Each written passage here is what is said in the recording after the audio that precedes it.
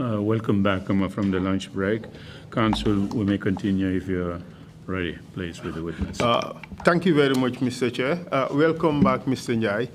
Mr. Chair, we've received a stack of photographs from Mr. Njie showing Makumbaya farms, their production, the type of flowers they produced, the quantities, and so forth. This is really chronicled in the pictures that we have. So I thought that it is perhaps helpful if the public were given a glimpse of these pictures. So I would ask the cameraman to zoom into each picture to show the public what it is that we are looking at, so that they would have the same understanding as we do as to what Makumbaya Farm was and what they were doing. And it might be important to mention that this is all a prelude to what brought Mr. Njie here, violation of human and abuses of human rights. Yes, indeed, Mr. Chair, because one question is whether Mr. Njie just acquired the land and did not do anything with it, and later wanted to flog it, later wanted to sell it. That was the narrative that was being bandied around. And I think this is quite important in showing whether that narrative is true or false. But also, more significantly, to show what we can really do if we get our acts together and we organize ourselves properly. I mean, of course, this was a project involving Westerners and Gambians. But all it just shows that if we are organized, we can be a world beater in many, many things, like Kumbaya Flowers did in the convention in the US. So we can have success in this country if we get our act together, and that's quite important. Yeah. And a lot is depicted in these pictures. But that is all still very important indeed, but the side issues compared to what brought him here, the violation of his Yes, the most rights. significant thing really is the human rights violations. Precisely. That stem out of all this. Yeah. Thank you very much. Sure. So we ask you to take the pictures. Let's try to make sure we get the best shots possible so that people could see the pictures and understand them, and then we take it from there.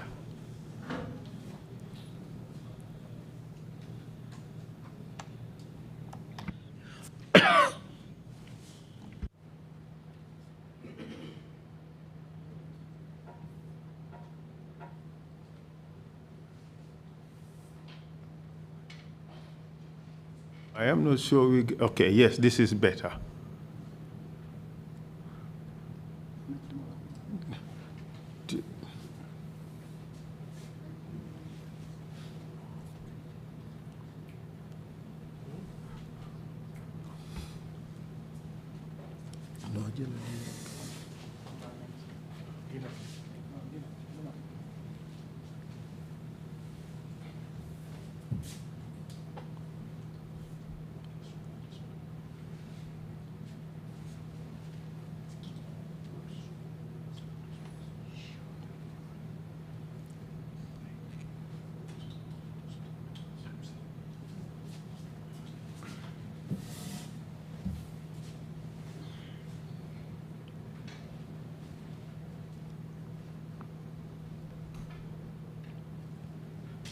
Out.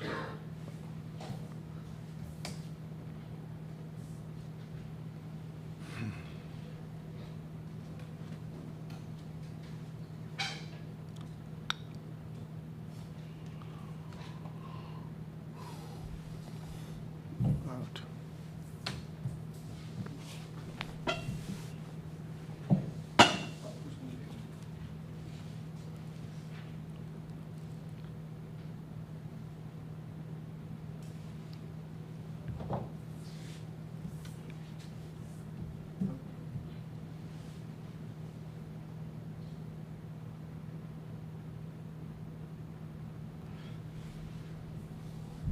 Yes,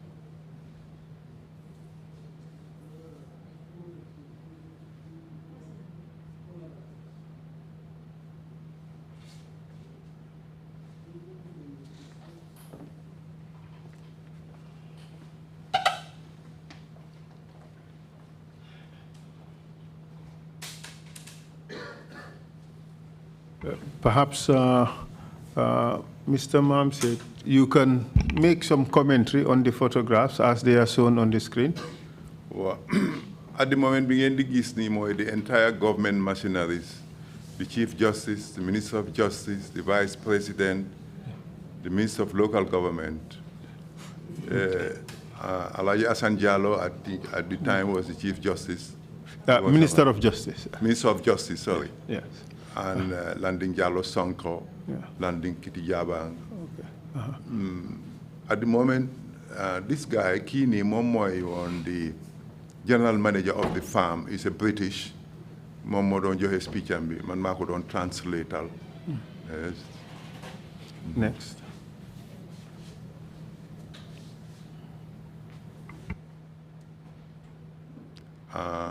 Flamtins, moy kineka on the left, momo am the farmer, the Las Palmas. Mom lañ hire one as the technical partners. More provide the grower from Denmark and the management team. More than prepare more stock bidan joge from England, unrooted, late live fish, ak family am ñoo tok ni.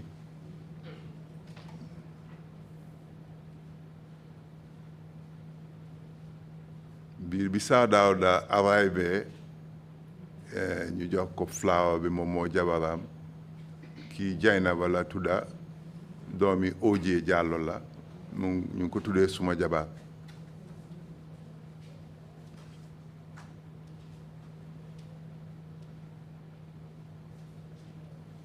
The production manager bi Axel Pedersen moo nekk in the middle ci picture bi ci kanam Yaya Jammeh moo nekk moo doon push crowd bi pour ñu mun a duga.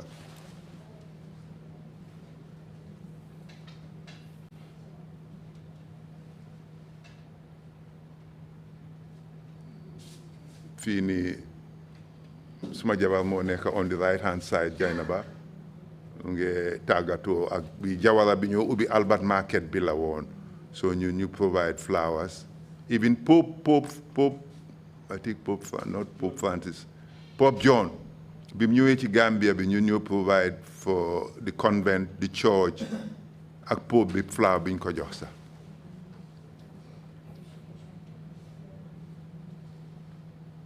bi saa daaw da di prepare speech am bi moo read speech am bi.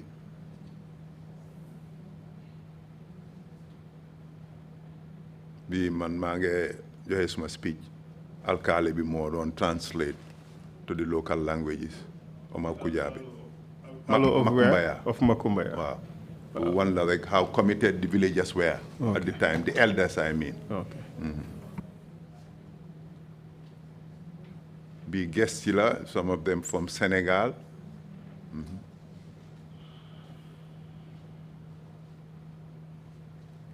Some of the diplomatic corps, the British High Commissioner, the American Ambassador, USAID, Kini Chongan la, Kenen Ki Sisohola, and then I think Sarian, who was the Director General of Customs.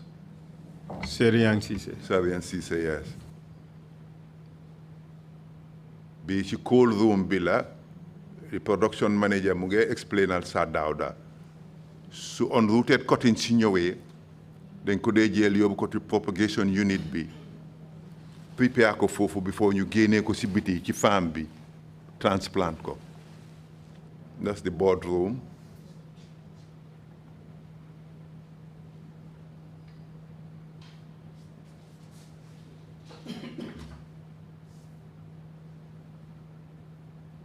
I think we comment on now on this one. Okay, thank you very much. Thank you very much. So, Makumbaya farm stopped producing flowers. Legi nak tol ba ca Makumbaya nak ci lañ dal di daggal nak flower yi nga xamne mom lañ daan génné. Because of the force majeure that arose as a result of the coup d'etat, now of 1994. Dicté delu gannaaw bi nga xamne mo ci am nak gannaaw coup d'etat bi nga xamne mo amon 1994. And then you were approached by Minister of Agriculture and asked whether you are going to sell the farm. Gannaaw bobu nak ministre bi nga xamne mo yara won wali mbey mi jamono bobu mu laaj la ndax da ngay jaay tol bi. You refused to do so because you had an arrangement to produce onions or potatoes, nga bañ pour jaay tol bi ndax te amon na yeneeni pexe yo xamne yang ko don waaj nak pour bey fa ay légumes. And you did produce vegetables. Te beyon nga fay ay légumes. And then what happened afterwards? Gannaaw bi lu xew? We started production.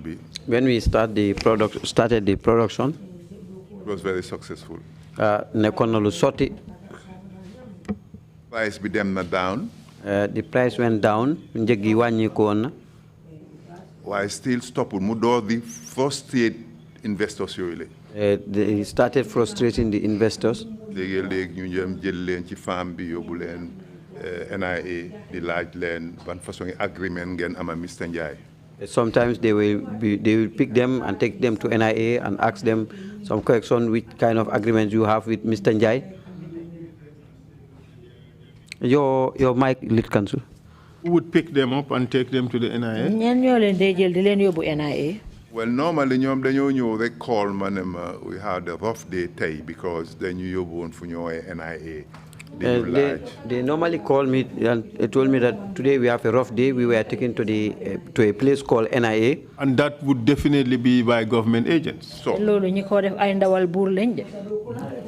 then? Because then we're going to give the sublease agreement with British Union. Because they wanted to see the sublease agreement that I have with the British, those British. Whether any violation from my side. Whether they have done any violation from my side. Because being terminated contract, the CDC hand over land be back to me. When the contract was terminated until CDC returned back the land to me. CDC did the right thing, then def inventory. CDC did the right thing, ñom def nañ li war. Biñ defé lolu ba paré ñu hire nak lawyer Mariam Dentin. When they did that already, they hired lawyer Mariam Dentin. Pour mortgage biñ defoon ñu délowat mako back. They returned the mortgage they did. So they wanted to know one the lease bima dama ko subleaseat. They wanted to know whether I want to sublease the lease I have. They wanted also pour hamda liñ declare ne mom la ma ñoñu doon fay ci rent dégala. They wanted to know also that what they declared that what they were paying on rent for me is true. At the end, you frustrated them. At the end, they were frustrated. Go and come. They said that it's not voted. After 3 years of the contract, they have to leave the country. After 3 years of the contract, they left this country. And that was frustration emanating from where? The government. State security agents. Yes. The NIA. Yes. President's office. President in charge of everything. President they don't them because ñom su ñëwé pour explain al ma liñ dem through dañ dé xamné dañ dé dégg conversation ci dañu dégg ko téléphone conversation ci dañ ma dé explain why ma ngi leen di try pour one like this is a good project. They are making money. I always try to persuade them that this is a very good project and they are making good money. Why ñom ci farm bi lañ dëkkoon. But they they were living in the farm. They wait until midnight. At night they will go and pick them from there. Sometimes they large Harleys. Sometimes they even ask them money. Why man, dama leen daan try to convince them, right? I always try to convince them. Because loolu moo baaxoon ci dëkk bi ñu ngi hire ay Gambians. Because that was good for the country because we hired Gambians. Why they were frustrated. But they were frustrated. In the end, they left. They left. Because first contract it was for 3 years. Contract bu njëkk bi ñetti at la woon. And then bim expire. When it was expired. ñu bëggoon ko renew. Dañ ko bëggoon a beesalaat. Waaye dañ foog ne lii dafa continuer rek frustration bi dafa continuer rek. Waaye nag but they thought that the frustration will continue. Then they have to leave. Ci kaw loolu ci lañ dem. Yes. And were you able to farm the land thereafter? Frustration boobu moo gën a difficult. That frustration was more difficult. ñu door di yàqa bagage yi di ko sàcca. They start stealing the items there. The equipment? The equipment. Man fi ma dëkk dafa sori léegi-léegi watchman bi call na ma. Where I live is far away. Sometimes the watchman will call me. There were 14 river containers. Alu dem si fukki river container ak ñeent fa nekkoon. 15 tunnels. Ak fukki tunnel ak juróom. Yooyu yëpp de huge investment. Loolu yëpp dépasse bu bari lañ ci def. Nga eew suba gis ne weldaman yi ñëw na ñu dog foofu yëpp tunnels. You see the weatherman will come and cut all those tunnels. Def ko ci container yóbbu ko guddi. And they put it in a container and take it away at night. Ñu takka watchman bi sax takka ko. Sometimes they will tie up the watchman. Yooyu yëpp dem nañ ko through. We all went through all those things. Generators were big. Generator yu mag lañ woon. You spoil 1 million in order to get $100. Yes. Yaxa benn million pour am benn $100. That's sad, isn't it? Very sad. Daw yaram la. Waaw, daw yaram. Then at the end, ci mujjental gi. it was too much for me. Mu ëpp loxo lool. Because one time nit rek laa woon. I'm also just a human being. Going through all those processes. I went through all those processes. So gomul doo ko mun a def. If you don't have good faith, you cannot do it. So finally, ci mujjental. ma bàyyi leen rek ñu leen def lu leen neex rek. I just left them like that. Whatever pleases them, they do Munuma it. woon di dem to the police station every day di report ñoom ñuy dem di leen arrest di leen yóbbu di leen tëj cell. I couldn't be going to the police station every day reporting. They will be arresting them, putting them in cells and the like. Yundum police station. Yundum police station. So at the end, ci mujjental gi. ma give up. Ma dal di bàyyi leen ko noonu. Then nag. After gannaaw loolu. There was another project called Lamine Dairy Plant. Am na beneen project bu ñu xamoon Lamine Dairy Plant. It was back to back with the Makumbaya Flower Farm. Moom nag mu ngi jëflante woon ak Makumbaya Flower Farm. Feasibility study bi mu ngi nii. This is the feasibility study. Financed by the Danish government. Dépasse bi nag mu ngi tukkee woon ci nguuri Denmark. Dañ pare woon in the Heifers special breed of cows yoo xam ne dinañ survive fii ci climate. Dañ bëggoon a they wanted to bring some special kind of cow that can fit in our society. That can survive in this Gambian weather. So ma discuss ko ak waa Lamine yi. So ma waxtaan ko ak waa Lamine. I discussed it with people from Lamine. ñu kontaan ci xalaat bi lool. They were so happy with the idea. ñoo ooyee Dudu Touré mooy woon chef bi. Somebody called Dudu Touré, who was the chief then. mu invite ma. He invited me. Council of Elders yi.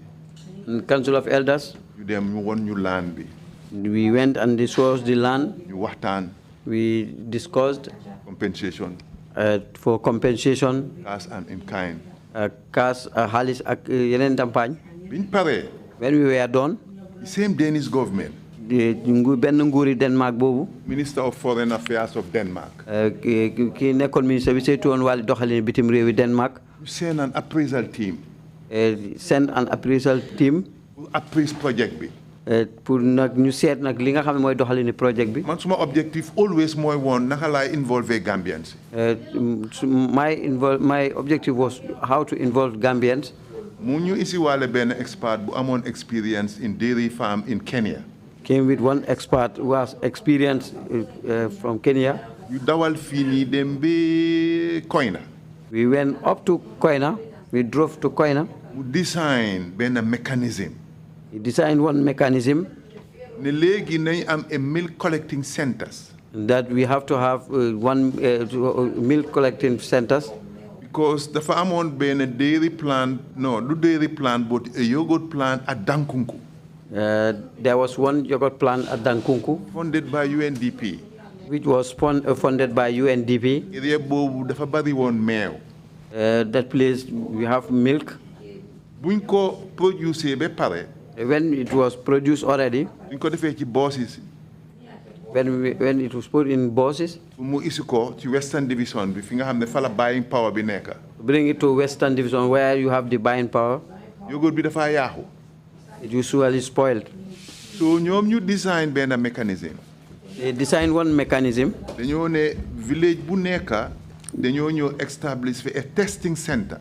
Every village will establish a testing center. Then build a house. They will build a house, then tabax fofu nek.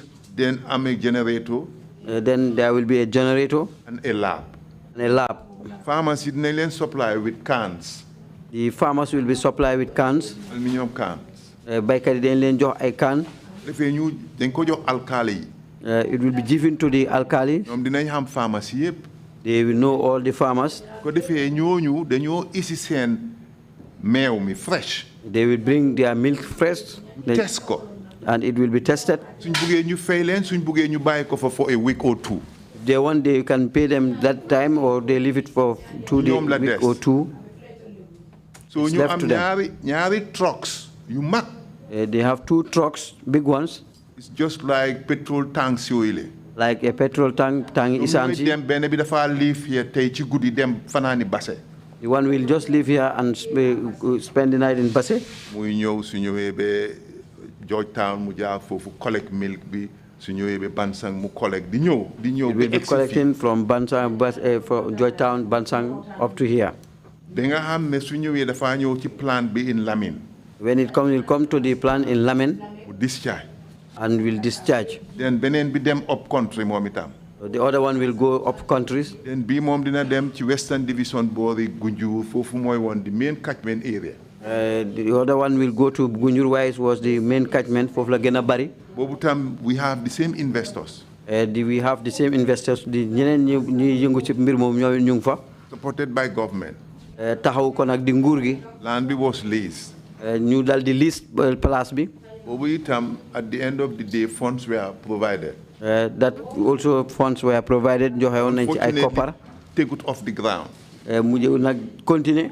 Got time be more finalized deal bobu sila the same coup d'etat happen. The time the deal will be finalized, that is time that was taken over. Coup d'etat be deprived na this government or this country. That overthrow deprived this country xagna rew mi ken xamul naka la toll. Lim ken xamul ni lolu toll. You can't quantify it. You can't quantify how much it is. Amount of losses. So, ma acquire land in the normal due process. Dama jot nak suuf yoy ci anam gi nga xamne non la jaado non la waré. Based on the traditional way. Mo xamna ci yoni aada. Ma dem waxtaan ak kilifa yi. I spoke with the Council of Elders. Li yenen foreigners di def rek. Like the other foreigners used to do. So Billy yep failed. When all these things failed, mane okay. And I said apply for a change of use. Mane waaw legi ma wecci nak benen doxalin bo xamne non lañ koy jëriñoy.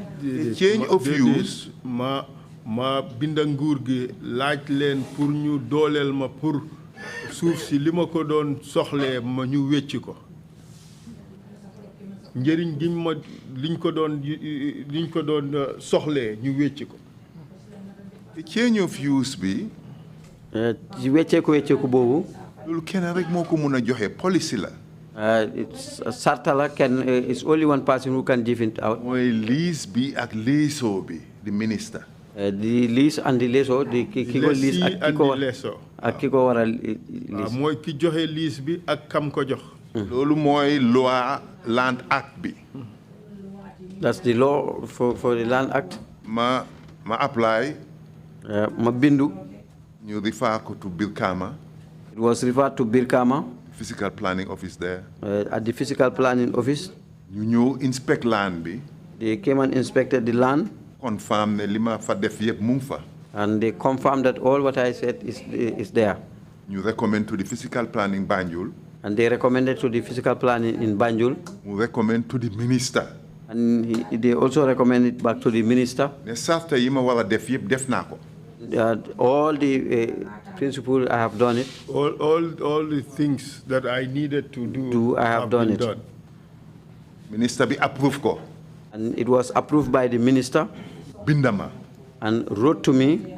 So am na yoo xam ne da nga war a fay change of use fee.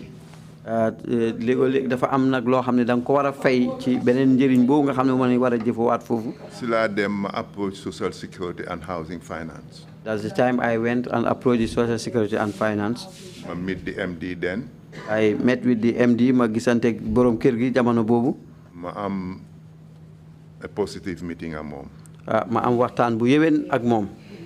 Mu ne ma binda. He told me that you have to write to me. Nga forward all the documentation. Then you forward all the documentation nga àggale kayit yëpp yi nga xam ne moo ci làmboo. What did you want to do with social security? Loo bëggoon a defante ak social security. Because dama bëggoon a low-cost housing. I wanted a low-cost housing. Pour dimbale teachers yi. So that I will help the teachers. Police yi. The police. Nurses yi. Nurses yi.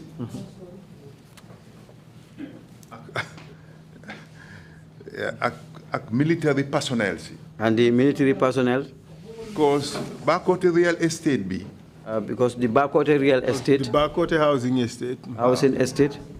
It's funded by the Norwegian government. The past bi mu ngi tukkee ci Norwegian government nguuri Norway. I was involved on the negotiations. Te bokkoon naa ci waxtaan woowa. In Norway. Ci réewi Norway. Delegation bi ñëwaan Gambia, Norway.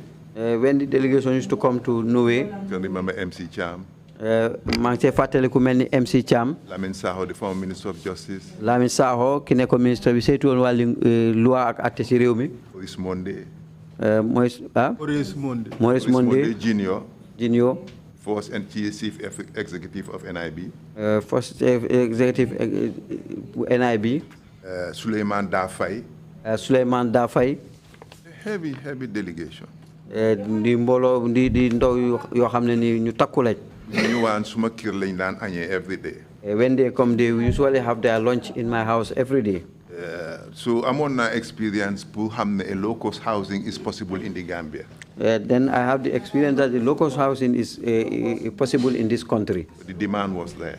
Because the demand was there. Then we discuss social security. When I discussed with social security, they were interested in the same project. They were interested in the same project. Because they have done it already. Because they have done it already. They did the Bakote one. Then you know to details. When we came to details, for preparing a board paper. They asked about the lease. Change of use. They asked about the change of use. Documents I provided all the documents being asked for. You submit to send lawyer. They submitted to their lawyer. At the time was Ami Ben Suda, my one send retainer. At that time it was Ami Ben Suda. Of course, Ami did not have due diligence, said that documents were proper. Ami will do a job that the documents were proper. When those things were done, inform the MD all documents Mam Sait submit then genuine documents. Then she advised the MD that all the documents that Mam Sait give they were genuine. We prepare a board paper. Then she prepared a board paper. And an approval from the board. And an approval from the board benanguko. And a budget of $470 million. With a budget of $470 million in def sites and services. Which will cover site and services. Then including water, electricity, and everything. bokk na ci nak di courant ak ndox ak yépp. So dama surrender again the land, the lease. I have to surrender the lease again to Social Security. To Social Security. Assign len ko. And assign it to them. Hand len over the land. And hand it over the land to them. They will do the investment. With vacant possession. Vacant possession. A virgin land. The suuf soo xam ne ni dara nekku fa.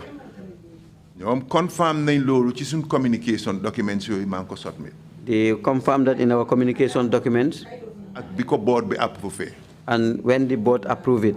So agreement bi mooy 30-70%. ñoom ñu jël 70%, man ñu jox ma 30%. The agreement was 70% for them and 30% for me. Nangatoo bi mooy xaaji téeméer bu nekk juróom-ñaar fukk ya pour ñoom fanweer bi pour man. So it was about 3,700 plots. Mu dem ci ñetti junne ak juróom-ñaar téeméeri pak. Ma agree. And I agreed. ci proposal boobu. With that proposal. Then how many plots were to go to Social Security? They will have 2,003, I think. 2,245 plots. Yes. And Mam Sait Njie, 967 plots. Thank you. Then, being finalized, you draft a joint venture agreement. When they finalize that, they make a joint venture agreement. Biñ paré document bo man tam ñu jox ma a draft. When they were done with that document, they gave me a draft. Our Cissé Sabally review. Our Cissé Sabally review it. Mom moy my lawyer at the time. He was my lawyer at that time. You said como protect my interest.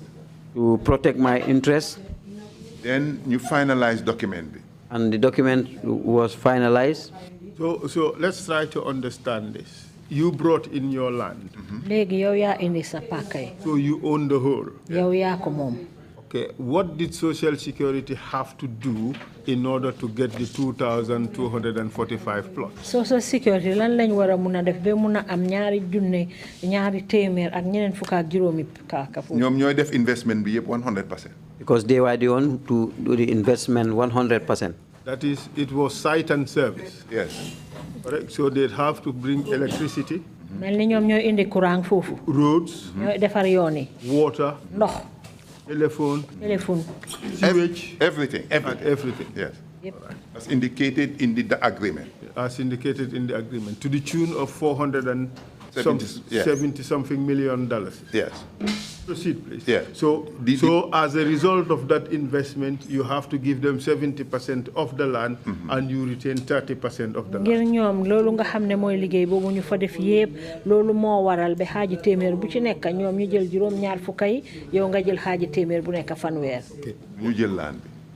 Did you seek government approval? I know the Board of Social Security approved the deal, but did the government also agree to the deal? Xamna ne kilifay Social Security nangu to won nañ ba pare ak yow waye ndax nguur gi tamit nangu to won nañ ak yeen. All the way to cabinet. Demon nañ be ci penchu ministre yi cabinet. Because so is Social Security la ñom ñoo apply. Because it was so of Social Security because they applied. Then you want to pay change of use. They're supposed to pay the change of use. You apply to the Minister of Local Government. And they applied to the Minister of Local Government. The cost of change of use was about 7 million. And the cost of 17 million. Li warona nek cost of use bi fukki million ak juroom ñaar la won. Waaye ci agreement bi. But on the agreement ci nangato bi. Dañ ne su ko government approved. They said that if government didn't approve this. You share cost bi. And we share the cost. Ma ñoom. Joint venture agreement bi. In the joint venture agreement. Last page of the joint venture agreement. Foy bu mujj ci joint venture nangato bobu nonu. The prices of the plots nekk. That's where the price of the plot is. Fofu la njëgi pak yi nekk. Then fofu la sum encounter started man ak the former president. That's where my encounter started with the former president. But okay, proceed. Because this is a big project. dëgg lii la projet bu rëy la. suñ first meeting mu ne lan moo ma fa nekkal. Our first meeting, he asked what is there for me. But before that, did Social Security inform government about the project? Yes. Ndax bala lolu Social Security yegaloon nañ nguur gi mbiri liggéey bobu fa wara am. Wow. Yes. And do you have documents to show for it? Am nga ben kayit ko wone. You have provided me with this letter dated 21st November 2008, and it is from Office of the President, addressed to the Permanent Secretary, Department of State for Economic Affairs. Yeah. It was signed by Ibrahim Sama Kor for Secretary General, and it says Public-Private Partnership, Lamin Makumbaya Housing Project. And it says, reference is hereby made to your letter, admin 324/445/01/ open 91 close, dated November 17, 2008, on the above captioned matter, has been approved for Social Security Housing Finance Corporation to implement the Makumbaya housing project. Yes. And there is a follow-up letter to that. Okay. And then the ministry, the Permanent Secretary, Ministry of Finance, Mod A.K. Seka, wrote to the Managing Director, Social Security Housing Finance Corporation, and says, I write to convey the approval of His Excellency the President for the Social Security and Housing Finance Corporation to go ahead and implement the Makumbaya housing project. Those are the two documents. There is a third one. Letter. Yes. Social Security, they wrote to their line ministry, Ministry of Finance. Then line ministry will Ministry of Finance. Yes. Nelen, board approval. And told them that we had a board approval. Because board be normally president be more they pick board be represent fofu. Because the board normally is the president who pick who will represent him in that board. Then been the finance. When he wrote to the finance in turn wrote to president's office. Finance at the end wrote to the president's office. Who endorse. And he endorsed it. The project.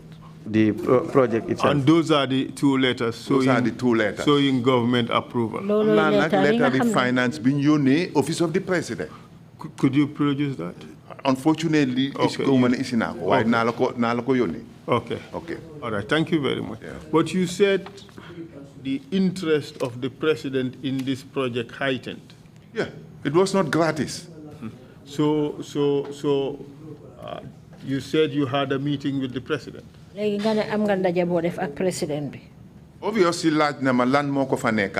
yes, obviously he asked what is there for him. And what did you understand him to mean by that? Dafa describe dafa need about 300 plots. That means that he needs about 300 plots. Ne manam dafa soxlo dem ñetti téméri pak fofu. Yo xamné su footballers yi démé be am ndam. That when the footballers came with victory, there is something that he will give it to them. Militants, party militants. And some party militants, so that means the lolu for the gain a man 700 plots. And that means that should come from my 700 967. 967. Plot ak Did he ask you directly to give him 300 plots? Yes. Yes. Wow. Did he tell you what was the basis of his demand? Because to support the project B, you understand the project will move. Because if he didn't support the project will not move. So the project will letter you move them. This is why those letters went. It is not normal, following the approval of His Excellency to go ahead and implement. Then you're in the Office of the President. This is why they said the approval of the Office of the President to go ahead. More you have instruction be. More he himself give the instruction. Okay. Let's try to understand this, the sequence of things. The Social Security, they are board approved, correct? Yes. Social Security sen kilifaya nanguto. They wrote to finance asking for clearance. Ñu binda finance pour mu jox len yoon. In the meantime, you had a meeting with the president. Betay ci digante bi nga am meeting daje ak president bi. The letter came from finance. When the letter went from finance, that was the first meeting. That was my first meeting with him. Directly, what is in there for me? And he asked me directly, what is there in for me? Just like lan mo for man for nekal. Answer this question directly. Yeah. Was he asking for a bribe, or was he asking for something he was entitled to? Limon laajte nonu ndax yow ci yow dukku la won pour mom wala daf don laajte lo xamne daf ko yello. Or was he trying to seize a part of the land for himself, whether you agreed or not? Wala ndax daf don buga nangu yenn ci pakka yoyu mo xam anda nga ci wala andulo ci. Bribe la ko gisee. I saw it as a bribe. Because suma laaje lolu. Because if he asked me that, my reaction moy won man awma luma fay suma legal fees. My reaction was that I didn't have anything to pay for my legal fees. Ne way dinañ ko mëna monetize. But we can monetize it. What did you understand that to mean? How could you monetize it? Lolu ci yow lum tekki ne dinañ ko soppal def ko koppal. Ne nañ jaay 300 plus ci Social Security. He said that we have to sell the 300 plus to Social Security. But Social Security already had their share of 2,245. Yeah, why Social Security? ñom am nañ seen walla ba pare ñaari. Su la waxee dara defuloo ko rek mu daxala. Then he was the president. That time, if he asks you to do something, you don't do it, he will just fire you. So, transaction bobu. On that transaction, the retainer lawyer. The retainer lawyer, Ami Bensouda hamusi dara. Ami Bensouda didn't know anything about it. My lawyer hamusi dara. My lawyer didn't know anything about it. They just had it. Both of them reacted. And they all reacted. But it was very difficult to explain. Why? Jafe on na pour leral. Your mic. Make us understand why the lawyers were not even aware, and why was it difficult for you? Lan mo tax de lawyer yi xamal leen lan mo doon dox ak lan mo taxone mu jafe ko yow. Yeah, because deal la won bu lawyers yi xam ko. Because it was a deal, he didn't want the lawyers to know about it. He didn't want it. This was a very swift one. Because it was a very swift one to go on. So here you are, you have your agreement with Social Security. Legi yaangi ni am nga sa nanguto ak Social Security. And now he wanted his own share. Yes. Legi mom nak mu soxla ci walam of that deal. Ci nanguto bobu. Because Social Security duñ ko mëna def dafa open too much. Everybody will know it. Because the Social Security cannot do it because it will be very open and everybody will know it. Ñepp dañ ko don di xam ni kon. Nim ko gisee moy even if you have 600 plots. Wow, he saw it. Even you have 600 plots, bo ci aware am sa juroom benn téméri pak. So jaayé plots yooyu suñ paré with the size and services. If you sell those plots when we are done with the size and services, minimum di nga am ben 300 million. The minimum is $300 million. That was the selling point. That mo nekkon njaay ma. So he thought if you lost 300 plots, it's no big deal. Mu fogg ne ndax dal lolu mom bo ci ñaké ñetti téméri pak mom lolu du dara. Du fofu nga mëna amé sa xaliss bi dal. That was his language. That was not the place where you can get your money. That was his language. Mo nekkon waxam. Did you feel that you were free to say yes or no? Ndax yegon nga ci sa bop nak ne yow na mën nga wax waaw wala déet bañ wala nangu. Awma one choice. I had no choice. Wow, déedéet. To say no. Wow. I have to say yes. Because that don't kill the project be over there. Then because he would have clipped the project over there. Because amu ci dara. He didn't have anything there. Was that the norm? No. But was that the way Jammeh operated? You had to pay a bribe in order for projects to go ahead. ndax Jammeh noonu la daan defee foog nga dugg ko mu soog a nangu. loolu mooy suma experience moom. That was my experience with him. Did you tell anybody that you had to give these plots to Jammeh? am na kenn koo wax ne daal pàkk yooyu danga ko war a jox Jammeh. At the time it was very difficult. Ci jamono boobu nag dafa jafe woon. You are risking your life. yaa ngi jaay sa bakkan. moom soo ko xamalee dara. If you know something for him, either mu rey la. Either he will kill you, mu yóbbu la mile 2. or he will take you to mile 2. And I was fortunate. Man am naa chance. mu yóbbu ma mile 2. Mu yóbbu ma mile 2. moo ma mun a toog fii tey di explain lan xew. This is why I can come and sit here today and explain what happened. So you said these 300 plots he demanded, he monetized it. Yes. In the end. léegi nga ne ñetti téeméeri kër yim doon laajte ni gannaaw dox ko soppali koppar. How did he monetize it? mu ne ma offered Social Security 300 plots. He told me to offer 300 plots to Social Security. I did. Ma def ko. You accept ko. They accepted it. Did they negotiate the price? ñoom xaalis bi nga leen waxoon ndax waxtaanee nañ ci. The price already mu ngi si agreement ba. mënuñoo change the price boobu le 165,020. The price is already in the agreement. They cannot change it. Why? But did Social Security in fact have a choice to accept to buy your 300 plots or not? Because they were not going to make a profit on those plots because the price has already been set. Well, they said they were going to because instruction la woon. They said they will do it because it's an instruction. From where? bu jógee fan. Letter boobu you read, Esa, to go ahead and implement. The letter that you just read to go ahead and implement, but letter boobu nga jàng pour ñu continuer te tamit doxal ko. It cost the 300 plots you. mooy njëgi ñetti téeméeri. It's not normal. ñoom they needed only the board approval and the line ministry approval. They just needed the line ministry approval and the board approval. Why pour nag project bii nii am recognize boo xam ne kenn du ko doubt. For the project to have a good recognition that nobody will doubt it. The president bi binda letter boobu. That's the reason why the president wrote that letter. Your mic.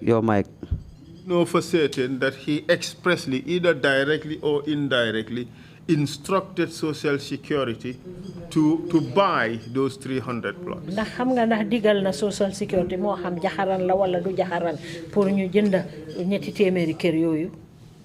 waaye yéen ay xel moo ko mottali because Social Security duñ dugga ci lu mel nii te moom endorse ko. Yes, that you have to go by your mind. Social Security cannot go with this thing without his approval. Because man bima bindee letter bi pour offer leen 300 plots. Because when I wrote the letter to offer them the 300 plots, dafa attach letter the president bi. He attached the president letter. Some of the board members as a walkabout resolution. Some of board members. So they quickly agreed. taxawaay ñu nangu. And how much was the Social Security to pay for these 300 plots? léegi Social Security ñaata lañ waroon a fay ci ñetti téeméeri. Only one price more, 165,000. There was only one price, 165,000. I was quick to understand ne. Ma gaawoon pour yëg ne. su ma ci addut on the 165 bi man dama leen ko offer at 165. I offered them at 165. Pour taxes yi nga xam ne dañ ko include ne ñoom ñoo responsible.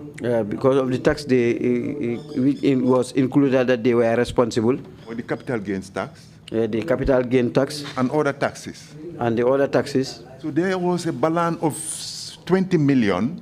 And then there was a balance of 20 million. So dama leen bindoon ne leen. I wrote to them that.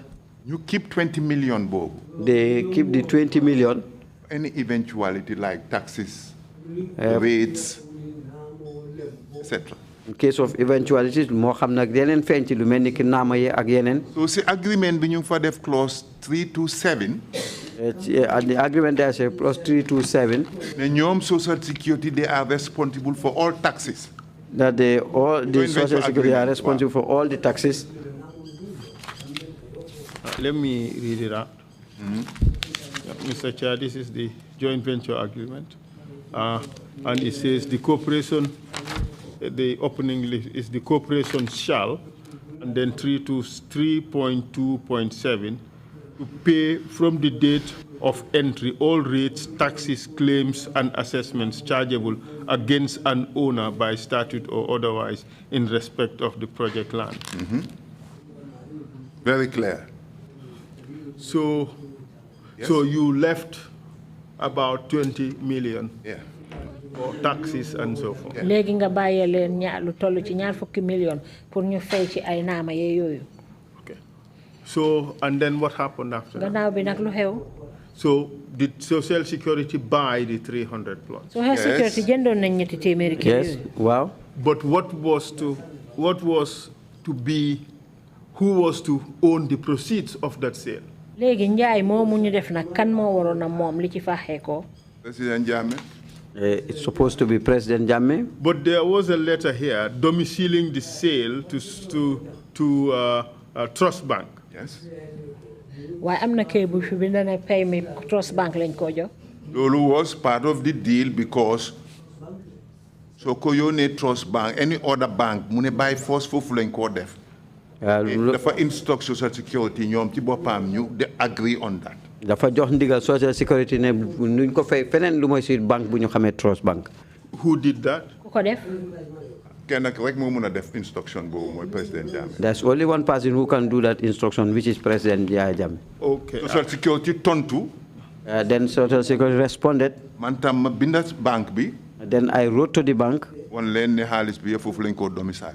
Then this money should be domiciled there. I have here the letter from Social Security accepting the domiciliation of the payment to Social Security. It was signed by Tumbulke Danso on 16 February 2009. Yes. All right. So this money was to be paid into your account. Yes. léegi xaalis bi yow ci sa compte lañ ko waroon a fay. At Trust Bank. Yes. Trust Bank. How was it paid? naka lañ ko fa fayee. Checks. By 1 or 2 installments. 2 installment. Ci ñaari xaaj lañ ko fayee. Of how much each? bu ci nekk ñaata. 15 million each. Bu ci nekk fukki million ak juróom. First one we went on very well. Benn bu njëkk bi demoon na dem bu yomb. What do you mean by went on very well? Explain the process. loo tekki ne dem na ni mu war a demee. Suñ ko fayee ba pare man maa responsible pour kii ko collect si. When it's paid, I'm responsible for the person who should collect it. So defee su ñëwee kim dee yónni Mr. Badji. When the person he used to send, Mr. Badji. Which Badji? an Badji. Was the General Badji, yes. That is General Badji. Bu ñëwee jël ko yóbbu ko. When he comes, he will just come and collect it. Then moom daf maa inform rek ne kile ngay ñëw. He usually informs me that this man is coming. Period. That's the end. Ko defee bu ñëwee. Then he comes. Kum dee àndal na waaye kooku si suuf la dee nekk si moto bi.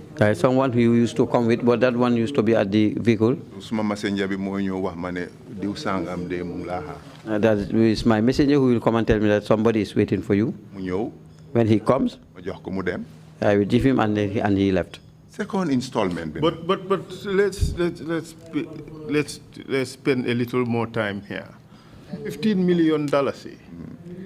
It's not something that you just carry on a sling bag and go. This is a lot of money. fukki million dalasi ak juróom doo ko jël rek ajoo ko si sa mbagga mi rek ci baag rek dema moom. doo dee jël 15 bi at one go.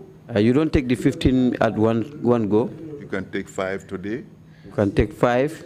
Today man maa doon dajale rek amount bi si office bi. I am the one who usually so bi mu tee 15. When it is 15. Ma confirm. And I confirm. ñëw jël si ko. And he will come and collect it. In what did you put it? Well, moom moo isi container. Moom moo de indi defukaay bi. What kind of container? It was a post office bag. It was this post office bag. It's light grey color. Di boo xam ne bu doom taal la noonu la mel. rek When he comes, he never count it. And he will just take it like that. Why did you give him all that money? You had all that money. Why did you give it? Yes, at the time, I don't have a choice. Agree na ko ak mom be pare. Esa jamono bobu amaden lu may tanati am nangu na ko mom be pare. Time bobu so defé lu mbugul rek amna num la def mom itam. There was a time if you don't do what doesn't please him, there's something that he will do to you. So in essence, he asked you, or he basically compelled you to give him 300 plots, which he could use for footballers and party militants and so on. But then he decided to cash in on them. He decided to convert that into cash by compelling Social Security to buy those 300 plots. Legi mom lim la def lo moy nga jox ko ñetti téméri kër yo xamné daf la waxone daf ko jox ay Social Security duñ doon mëna dem execute deal bi without that letter. Yes, because Social Security couldn't have done this and execute it without that letter. So he had to be paid for agreeing to the deal. Melni def dañ ko wara fay pour mu mëna Very clear. So the first batch, the first tranche, the first installment, you cast the checks, and then Solbaji came for the money. Legi pay bu ñëk bi nak nga dal di génné xaaliss bi Solbaji ñëw jël ko. Ay amé letter bo xamné checks ndomba ci yépp nga indicate there. We would want to see that. I will provide it for you. What happened to the next 15 million? Benen fukki million ak juroom bi dess nak lu ci xew. Bobu mu ngi wala I think October la warona fall in. Yeah, that one should have fallen in October. In June. 1st October. Yes, 1st October. 1st October. In June. In June. Munema dafa need that 15 urgently. He told me that he need that 15 million urgently. Who told you that? Kana la ko wax? Borom xaliss bi president bi. Yeah, borom president bi. The president himself. Did he tell you the reason why he needed money urgently? Bima ko waxe nak ne ko lolo ngi June, July, August, September, October in 4 months time. When I told him that that one is due in 4 months time. Munema you can discount it because you have the agreement already. He told me that you can discount it because you have the agreement already. Ndax mun nga koy wañi because am nga nangoto be pare. Dedet mun nga ko jaay ci njëg lu gëna yomba. Mun nga ko jaay ci njëg lu gëna yomba ndax am nga nangoto be pare. But did he tell you why he needed the money urgently? Waxon na lu tax mu soxla xaaliss bi ci taxaway. He mentioned wife am bi dafa warona travel. He meant dafa waxon nak ne soxnam dafa warona tukki. So daf ko need before that time. He needed it before that time. So, ma binda bank bi yone na la letter bi. I wrote to the bank. That's the letter I sent you. You have it? Yes. Yes. This is from Mam Sait Njie, dated 23rd June 2009, addressed to the Managing Director, Trust Bank Gambia Limited. You said here, I write in connection with the above mentioned subject and pursuant to our earlier arrangement, I would translate this. Pursuant to our earlier arrangement whereby your esteemed bank was able to provide a discounted facility to me in respect of the sale of 300 plots to the Social Security and Housing Finance Corporation. As a further 50% payment is falling now due on 1st October 2009 and amounting to 15 million, I'd be grateful if your bank would be favorably disposed to discounting the entire amount falling due upon terms to be agreed. As you are aware, the Social Security Housing Finance Corporation has already confirmed that all proceeds due to me under our agreement would be domiciled with Trust Bank Limited. Looking forward to your prompt and affirmative response. And the domiciliation said this instruction, that is the instruction for domiciliation, is irrevocable without prior notification of the bank. Thank you. So the bank would be confident that this money would come back to them. Yeah, that was the guarantee. Lim wax ci lettre bi moy comme rek ne lima d'accord on ak Social Security pour jaay len pakka yoyu nonu te musna def ak yeen arrangement bo xamne joxna len chèque ngeen wañi njëg bi ngeen bañu valeur bi jox ma xaalis bu ci te waxtu chèque bi jotagut may leena laajaat ne lima social security wara jox di fukki million ak juróom mu ngi wara exi 1st October 2009 may leen di ñaan pour ngeen ma jaay leen ko su ko defee ci njëg boo xam ne dinañ ko d'accord ba nga xam ne chèque gi social security bi su ñëwee mu dem ci yéen kon ka d'accord nañ ne social security lépp lu ñuy fay ci yéen lay ñëw loolooy lettre bi. So did Trust Bank agree? Trust Bank that was a good deal for Trust Bank. loolu nag deal bu baax la woon pour Trust Bank. And nañ ci transaction boobu $2 million. In that transaction they earned $2 million. So the 15 million check that was due in 4 months was discounted and paid immediately to the value of $13 million. fukki million ak juróom bi nga xam ne ñu ngi ko waroon a fay ñeenti weer ci kanam loolu comme que da ngeen ko soxla léegi ñoom wàññi nañ ci ba am ci $2 million ñu dal di leen fay fukki million ak ñettay. Did Jammeh agree to that deal? Jammeh nangu woon na ci loolu. Proposal sam la. Well, that was his proposal. Xalaatam la. Because he needed money urgently because the wife had to travel. Dafa soxla woon xaalis bi nit jabaram dafa waroon a tukki. $13 million. Yes. Fukki million ak ñetta. That's a lot of money. Xaalis bari la de. That's a lot of shopping money. Xaalis bari la bu moo war a dem rek jaay. Wow. And so you discounted the check. Yes. Let me ask you, Mr. Njie, would you have done that for your own use? To lose $2 million just like that? Never. It doesn't vote it. It was for, if it was on mine, I will wait until it is due. I was never in charge of that transaction. So I was not in charge of that transaction. I was not in control at all. Who was in control? The president. Did you say this to anybody at the time? Lolo is like you're committing suicide.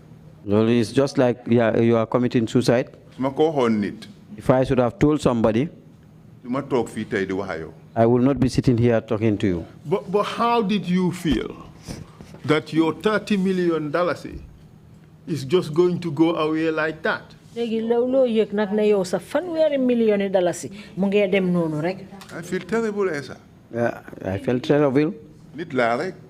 Just a human being. I'm one choice. I had no choice. Choice be more, I take it or leave it. The choice was either I take it or I leave it. It was very sad. Down Arab. It was very painful. What can I do? And so the transaction went ahead.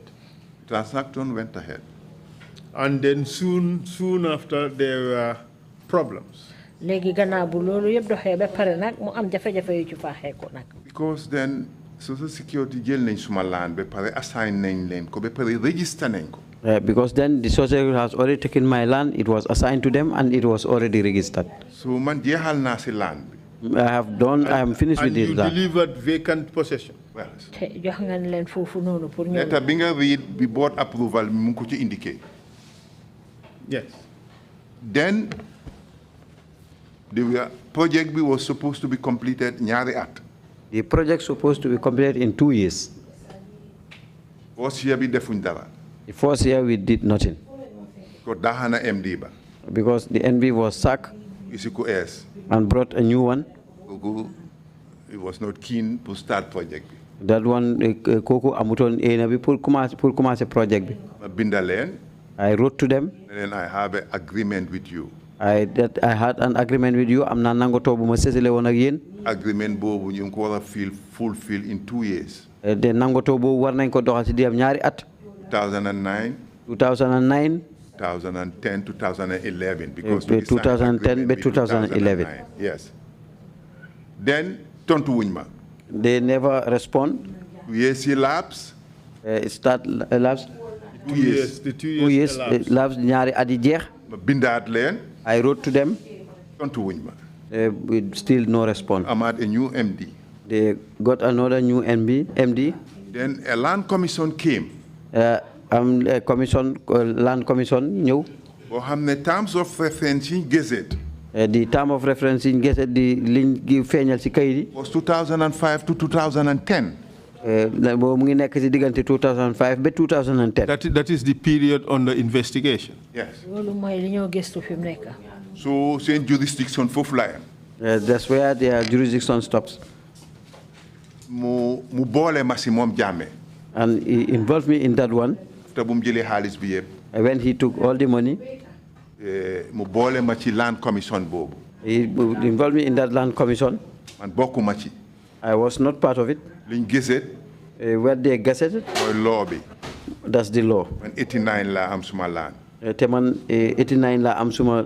I got my land on at 89. mu forced the chairman of the land commission mu boole ma si by force. He forced the chairman of the land commission, and I was involved by force. So land commission bi ma dem. During the land commission, I went. You invite some of the villagers, the youths there. They invited some of the youths there. Can you earlier demoon nañ court yóbbu ma court man ak government. Because those people earlier they took me to court with government. Government position paper bi mu ngi foofu. The government position paper is there. ñu ne dañ ma yóbbu court man ma kii nii man ma government. They said that they took me to court, me and the government. Because dañ jël seen land unlawfully. Because they said that they took their land unlawfully.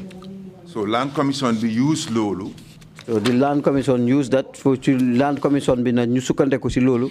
Dem ci land commission bi. He went to the land commission. Land commission bi jël land bi from me. The land commission took the land from me. Ne nañ ko delloo villagers yi. That it should be returned to the villagers. At the time Antuman Gueye, lawyer Antuman Gueye. At that time lawyer Antuman Gueye. moo doon act on my behalf. Was acting on my behalf. Mam said nañ dem to the appeal court. And he told me that Mam said, let's go to the appeal court. mu ne loi bu nekk jurisdiction first. Any law, the jurisdiction first. You dem to appeal court bi. We went to the appeal court. You lose foofu tam. We lost there also. Because at the time. Because at that time. More control judiciary bi. He was in control of the judiciary. lu mu fa bugga loolu mooy xew. Whatever pleases that's what they will do. dafa jël case list bi. You take the case list. teg ko taabulam. And put it on his table. boo xam ne am na interest ci sa case bi. Anybody he has interested in his case. mu joxe instruction. He will just give instruction. noonu la judiciary bi doon doxee. That's how the judiciary used to work. biñ luusee ci appeal court bi. When we lost at the appeal court. suma lawyer bi. My lawyer. Antuman Gueye. Mam said nañ dem to the Supreme Court. He told me that Mam said, let's go to the Supreme Court. parce que lii dëgg nekku si. Because there is no truth in this. We went to the Supreme Court. We went to the Supreme Court. 2018. In 2018. Supreme Court bi delloo ma suma land yëpp. The Supreme Court returned all my lands. Then there is an error there. Where there is an error. You mentioned ci judgment boobu. They mentioned in that judgment. ne dañ waroon a consult villagers yi for change of use. They should have consulted the villagers for the change of use. loolu du act bi. And that was not the act. loolu du policy bi. That was not the policy. ñoom loolu du woon seen rôle. That was not their role. bu ñu jël décision boobu. For them to take that decision. Judgment bi nag ki ko bindoon is a foreigner, I think Sierra Leonean. The person who wrote the judgment was not a Gambian, but a Sierra Leonean. You applied for a review. We applied for a review. But it was unfortunately accepting because of technical reasons. Period being a review. Because the period that you should review was to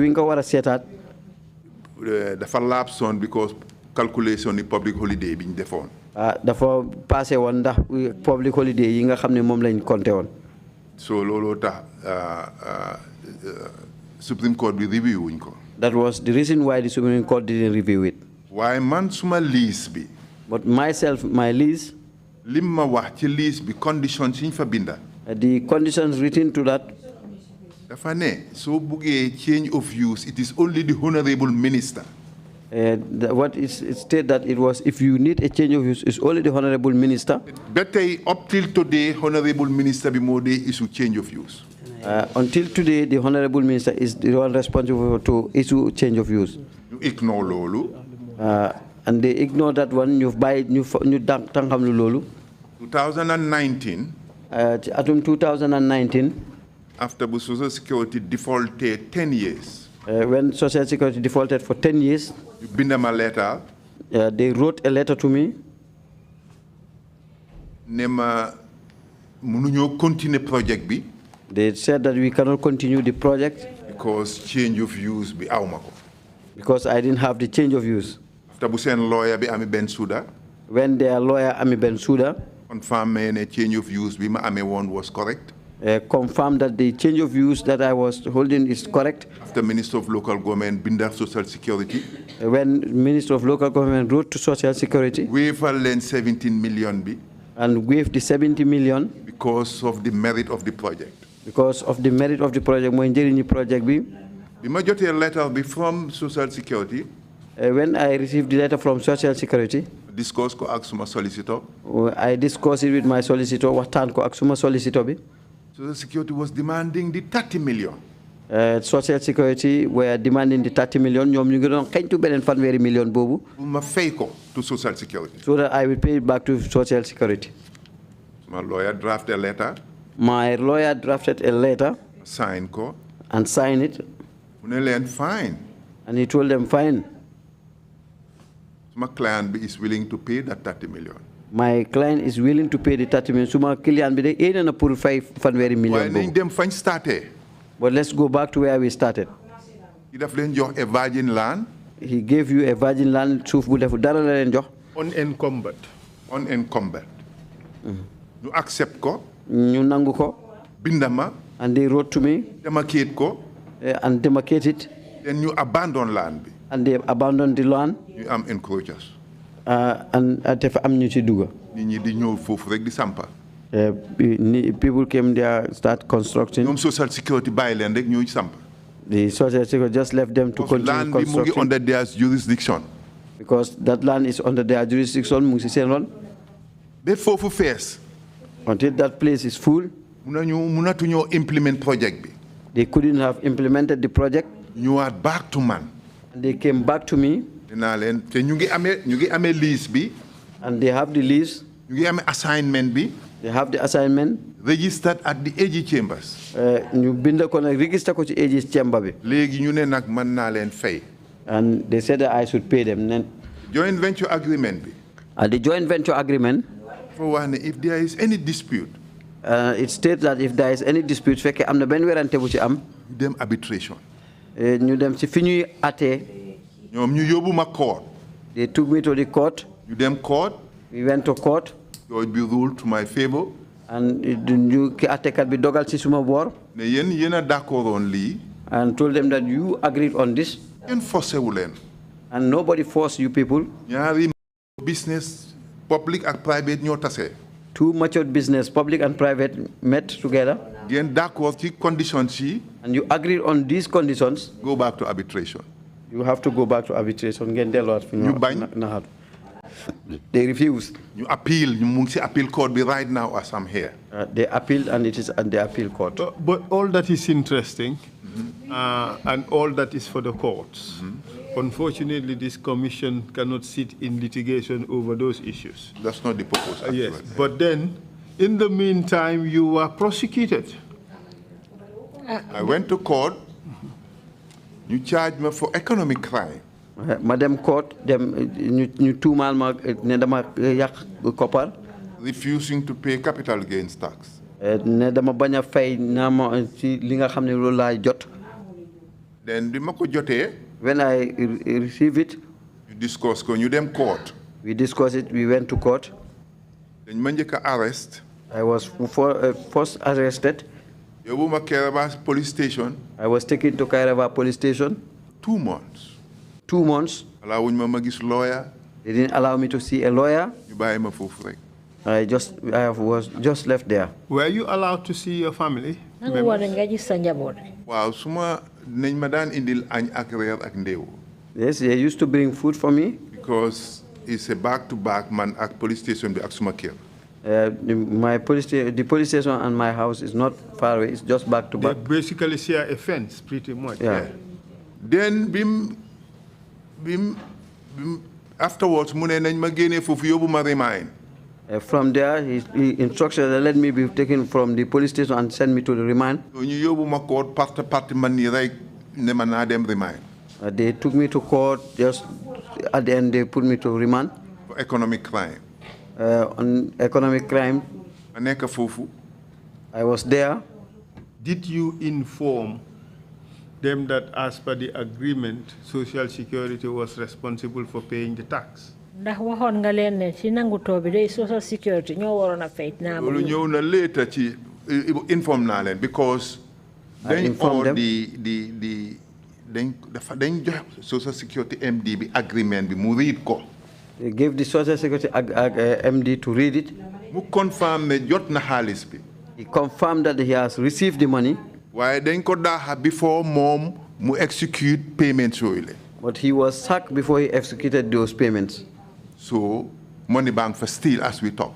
Xaalis bi mu ngi fa ba waxtu wi ñoo waxee nii. The money is there. Ñëwee ci court bi.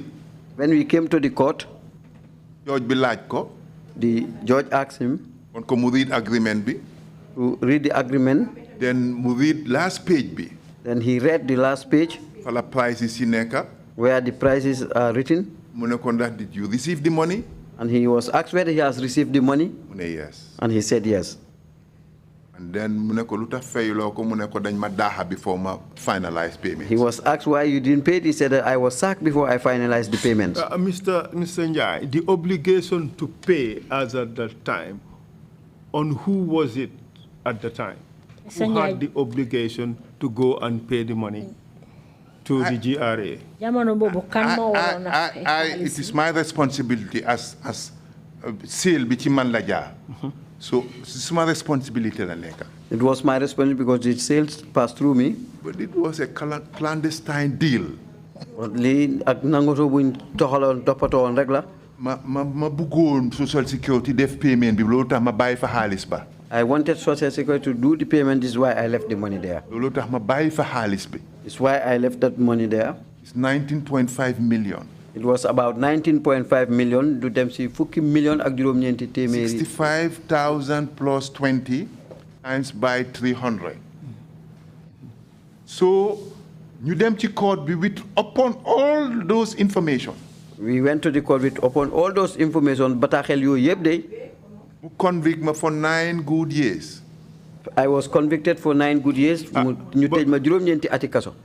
But this is for money that did not come to you. Lii moom xaalis la boo xam ne ñëwul ci yow. I didn't benefit out of it. The money went to who? Xaalis bi ci kan la dem. He took the money And convict me. and got you prosecuted Yes. for not paying tax on the money that he took from you. Yes. mu jëlee xaalis ci yow ba pare yóbbu la court ñu tëj la ci xaalis boo xam ne moom daf ko jëlee ci yow. That sounds like gangsterism. He's a pure gangster. loolu de He's more than a gangster. Weesu na gangster addu kalpe. Parce que maa ngi toog fii nii. Because I'm sitting here. I remember that day in April 12, we were sentenced to 9 years. I can remember the day in April when I was sentenced to 9 years In prison. in prison. maa ngi si box bi. I was in the box. George bi xool ma gisul benn remorse ci man. ma feel ko. The judge see that there is no remorse on me. I didn't feel anything. mu wax ko moom si boppam. Then he said it himself. Bugga koo tontu. He want to respond on that. Suma lawyer bi Antuman mu gis ne maa ngi bugg a react. My lawyer Antuman see that I want to react. Ne man mu def nii. And he nodded me that I should not. My family members were there. My family members suma mbokk yi ñu ngi fa. It was a very tough day. Nekkoon na bés bu métti. ñu eb ma si moto. I was put in a vehicle. Truck. A truck. ñu yóbbu ma mile 2. I was taken to mile 2. ma dugga. When I entered, solal ma a jumper. They gave me a jumper. Suma duga fofu. When I have never entered there, Yobu ma rek ci ben cell. they just took me to one cell. Tek ma fofu. And I was placed there. In the evening. In the evening, Ben boy mu joge fali. A boy came from there. Nema uncle. He told me, uncle, Na la jox suma lal bi. I will give you my bed. Because the cell was overcrowded. Because the cell bi dafa bari won nit. It was for about 200 nit. Lu dem ci ñaar téméri nit ñoo fa nekkon. And over 1,000 nit was sleeping there. Lu wessu junne nit ñu ngi fa doon teud. Mo am ñoo xamne ci kama bi la ñoo fanaan. There are some who usually spend the night at the toilet. Ñu ëpp yëpp ci suuf la ñoo fanaan. Majority of them spend the night on the floor. Boy bi xawma ko musuma ko gis. The boy, I have never seen him. Jox ma lalam. I didn't know him. He gave me his bed. Mo mu tëdd ci suuf. And he spent the night on the floor. Then afterwards, gannaaw lolu, muy ma topato. he usually helped me. It's my first experience. My first experience. Suba si ma buga dem pour jappa ñew julli. In the morning, I went to perform ablution and pray. Ma duggé ci toilet bi. When I entered to the toilet, it was a shock. It was a big shock. Ma ngi fekk ñeneen ñu ngi taxaw di nelaw. I found some standing sleeping. Ñeneen ñu ngi tok ci bidon oil yi. Some were sitting on these oil bottles, gallons. Di nelaw. Sleeping. Shock bobu mu génné waat ma ci biti. That shock took me out and I went back. Ma ngi bëgg julli. I want to pray. Ma jappa. I didn't perform ablution. It was painful. It was very painful. It was painful. Metti wona de cancel. Boy bi di ma topato baye ma lalam bi ak sankem bi. The boy usually support me, the blanket, the bed and the net. Mr. Njie, you were in court here. You were being tried in the first place for not paying tax on money you did not take. Mr. Njie, yaa ngi ni court ca njëlbeen ñu dal di la charge xaalis boo xam ne sax yow jëluloo ko pour nga fay ci naan. Did you tell the court that in fact it was that sale was at the instigation and insistence of the president and that the money went to him? Ndax waxoon nga court bi ne Njie moomu yëpp li ko waraloon mooy xalaati président bi la te xaalis bi sax ndaxam moom moo ko jël. Esa suma defoon loolu rek mu rey ma. Yes, if I did that, he would have killed me. Den duma doon toogi fii tey. I wouldn't have been sitting here. Am na experience boo xam ne. There is an experience there that mu ngi on record. It is on record. Ay Jammeh biñ ma detain nag process bi yëpp 24 hours NIA yaa ngi suma bunti kër. Yeah, Jammeh, when I was being detained, all the process, the NIA used to be on my gate. Benn bés ma boobu tëjaguñ ma sax de. Until one day before I was convicted, ma jàppa pour dem julli ji. I performed ablution to go and pray. My wife and get jàppa at the same time. My wife was also performing ablution. Mu ne ma ndox mi is very funny today, taste bi. She told me that this taste of the water is very funny. Ma jàppa rek dem juma. I just performed my ablution and went to the mosque. When I came back, I found the police there. They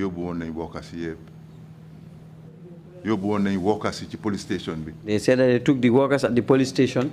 Because they opened the tank. They found something there.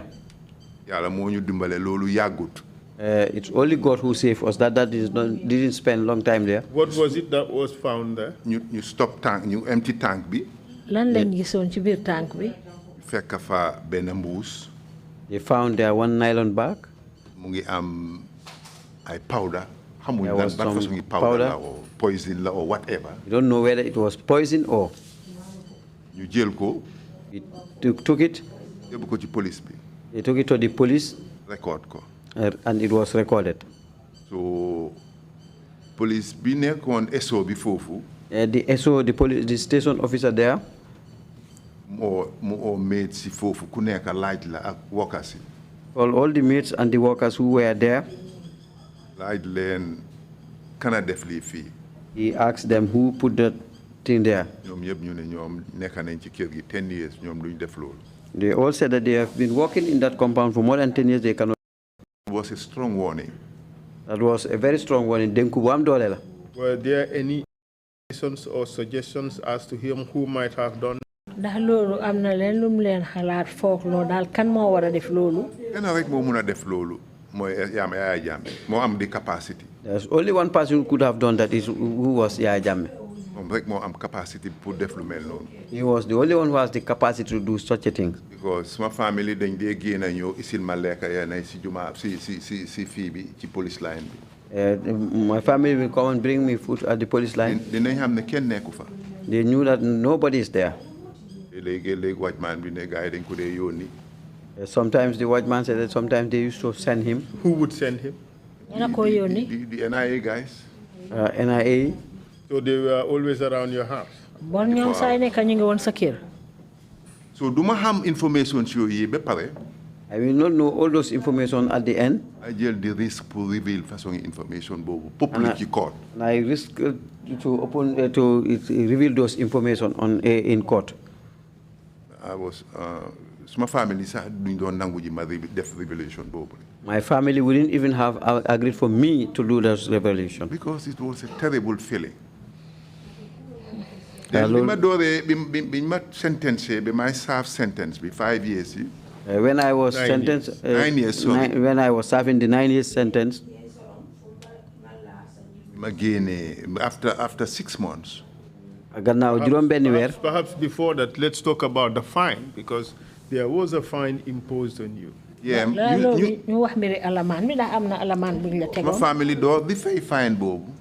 My family started paying that fine. My receipts. I didn't remember. If I can remember, I have the receipts. You will get it today or tomorrow. You will have it today or tomorrow. 300,000. 300,000. And then call them fake to the central bank, you to the court will give the receipt. You pay to the central bank, it comes to the court, and the court will give you a receipt. Then, prison again. When I went to the prison again. But there was an order for you to pay 4-point-something million. 4.5 million, that was the capital gains tax. 4.5 million. Lolo tahma don't pay that installment payment. This is why I was paying that installment payment. But why didn't you ask Social Security to pay it? If they have returned money. You fay ko ndax ñoo jëlon xaalis bi. Social Security confirmed nañ xaalis bank fa. Social Security already confirmed that the money is there. And there is an exchange between my ñoom and my ñoom. There was an exchange between us. Fayuñ ko because ki xam transaction bi nekkatut fa. They didn't pay it because the one who knew the transaction was never there. It was a new man. There was a new man. Amna ku es kuñ indi. Laalu ko. He didn't touch it. Ñemeñu ko sa. He dared not. Ñemeñu ko laal sa. He dared not to touch it. So man ma am pour suffer. I am the one to suffer for it. So ma xam ne rek nattu bu ñëw la rek.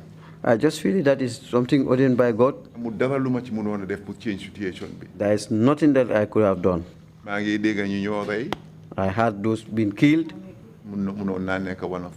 I could have been one of them. Like who, for instance? Well, it was clear that 9 in prison. I was there. 9 inmates they killed from the prison. I was there. I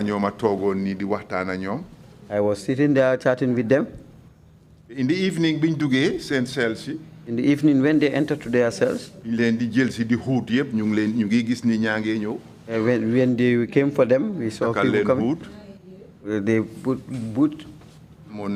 They covered their heads. They covered their heads.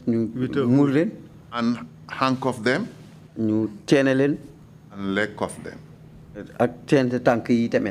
So ñu romba ñu nekkon cell number 4 man ak ñom Skartel Diané Tamsir Diassé Go Seka ñu ñëpp nekkon ben cell.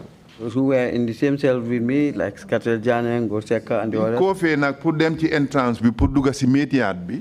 When they come to go to the entrance of the main yard. Were you in the security wing? I was taken to the security wing afterwards. Security wing bi lañ ma mujjé yobu. For what? For capital gains tax, for economic crime. Security wing? Yes, I was in the security wing, sir. I want security wing bi. For 5 good months. Juróom weer. Then I only allowed my family mu ñew after 3 months pour ma gis len. They allowed my family members to see me once after 3 months. That was the most difficult part. Loolu na moy bor bi gënon na metti. Because my daughter then. Because suma doom bu jigen bi jamono bobu. Aisha. We and yaayam.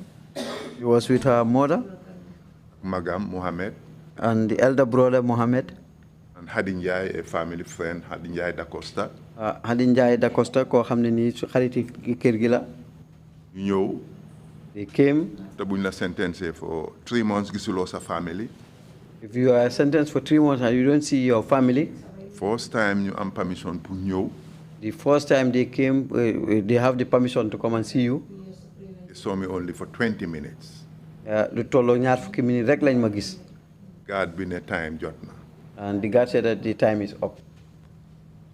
Then suma doom bi. Then my daughter. Mu clem ma, mu téye ma. He hugged me. Ne moom duma bàyyi foofu. He will not leave me there. Yuhu. He screamed. Yaa ñëw génne loxoom bi. They came and pulled her out. With joy. She was crying. Ñibbi bàyyi ma fa. And she left home and left me there. And mu affect ñoom ñaar ñëpp. Kenn ki was the head boy at Marina. The other one was the head boy at Marina, Mohammed. He was a good student. He was a xale bu baax la woon. Mu affect jàngam bi. It's affected his learning, education. Affect Aisha.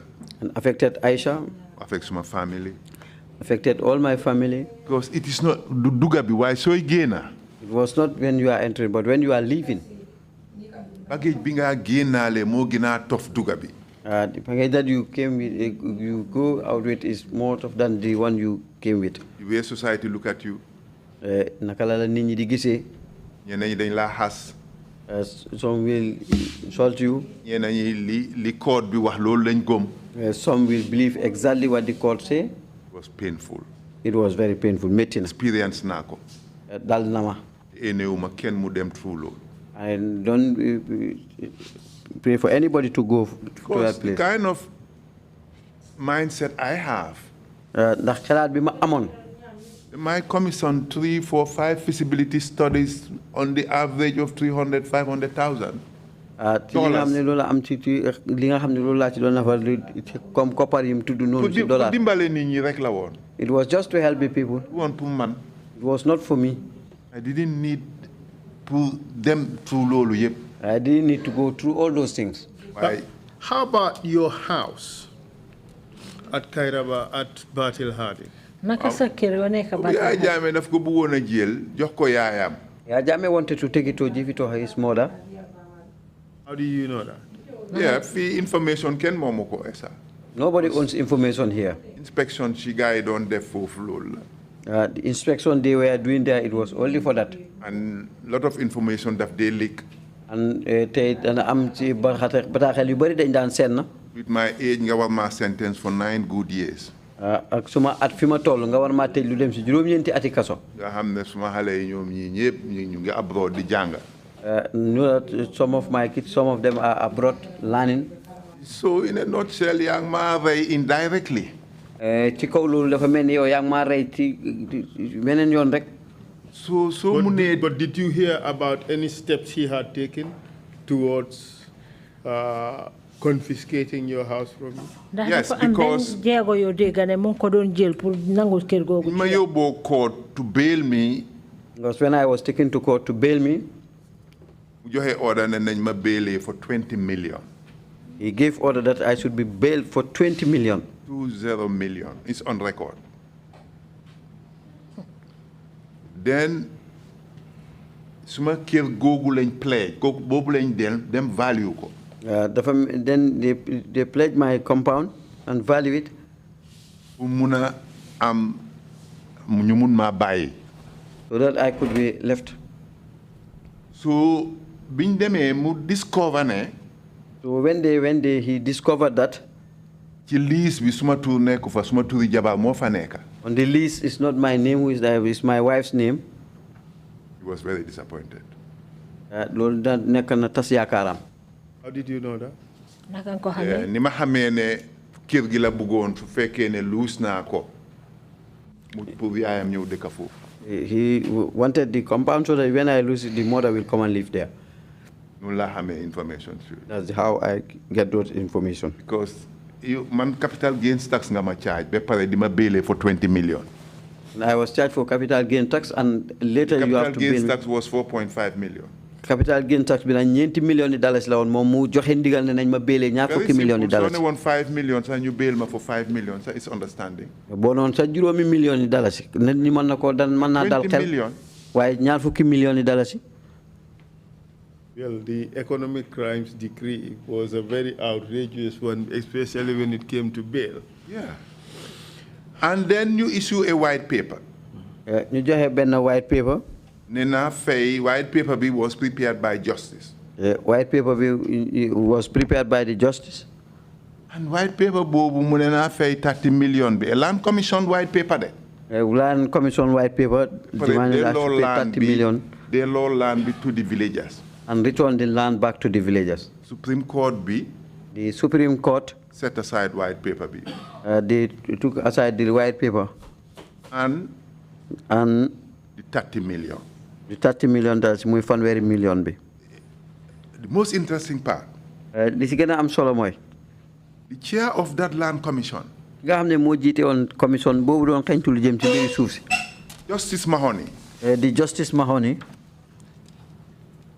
After land commission bi mom lañ def solicitor general. Gannaaw land commission mom lañ def solicitor general bi. Because my lawyer bindoon nako. Then my lawyer wrote to him. Man tam dem na gisiko. Be officer. I also went to see him in his office. Mané ko lutax nga def recommendation ci adverse findings. I told him, I asked him why he made those recommendations. The land commission the interfere ci a private joint venture agreement. I told him the land commission interfering into a private joint ventures. Manekonda legi you're going to do something. Did he respond? Yes. Mutontu. Yes, he will. Ne waaw dana def dara. He wrote a letter. Mu bind a letter. But did he tell you why he made those adverse findings?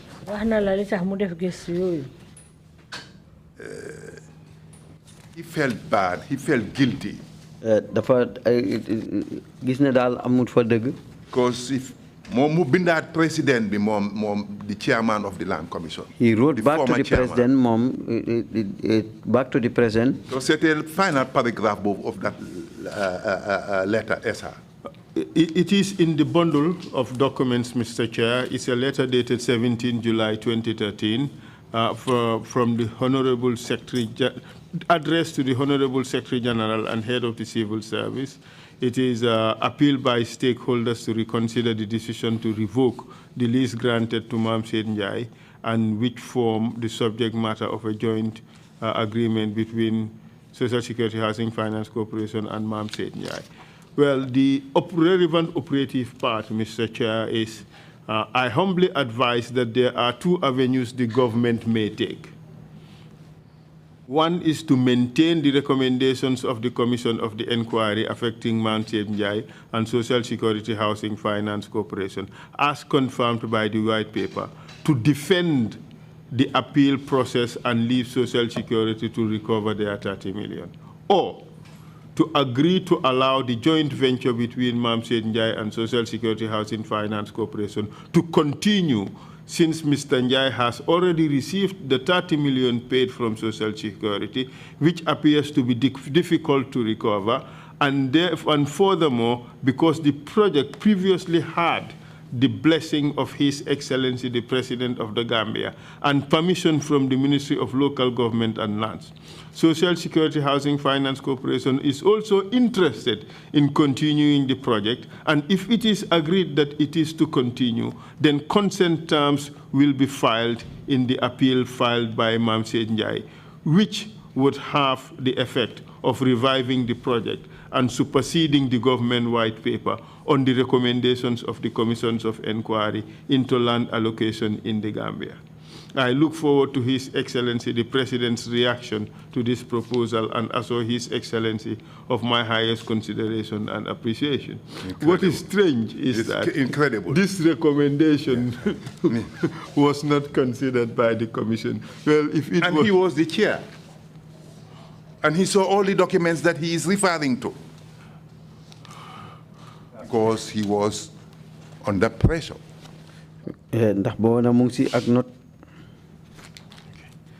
So, limo help.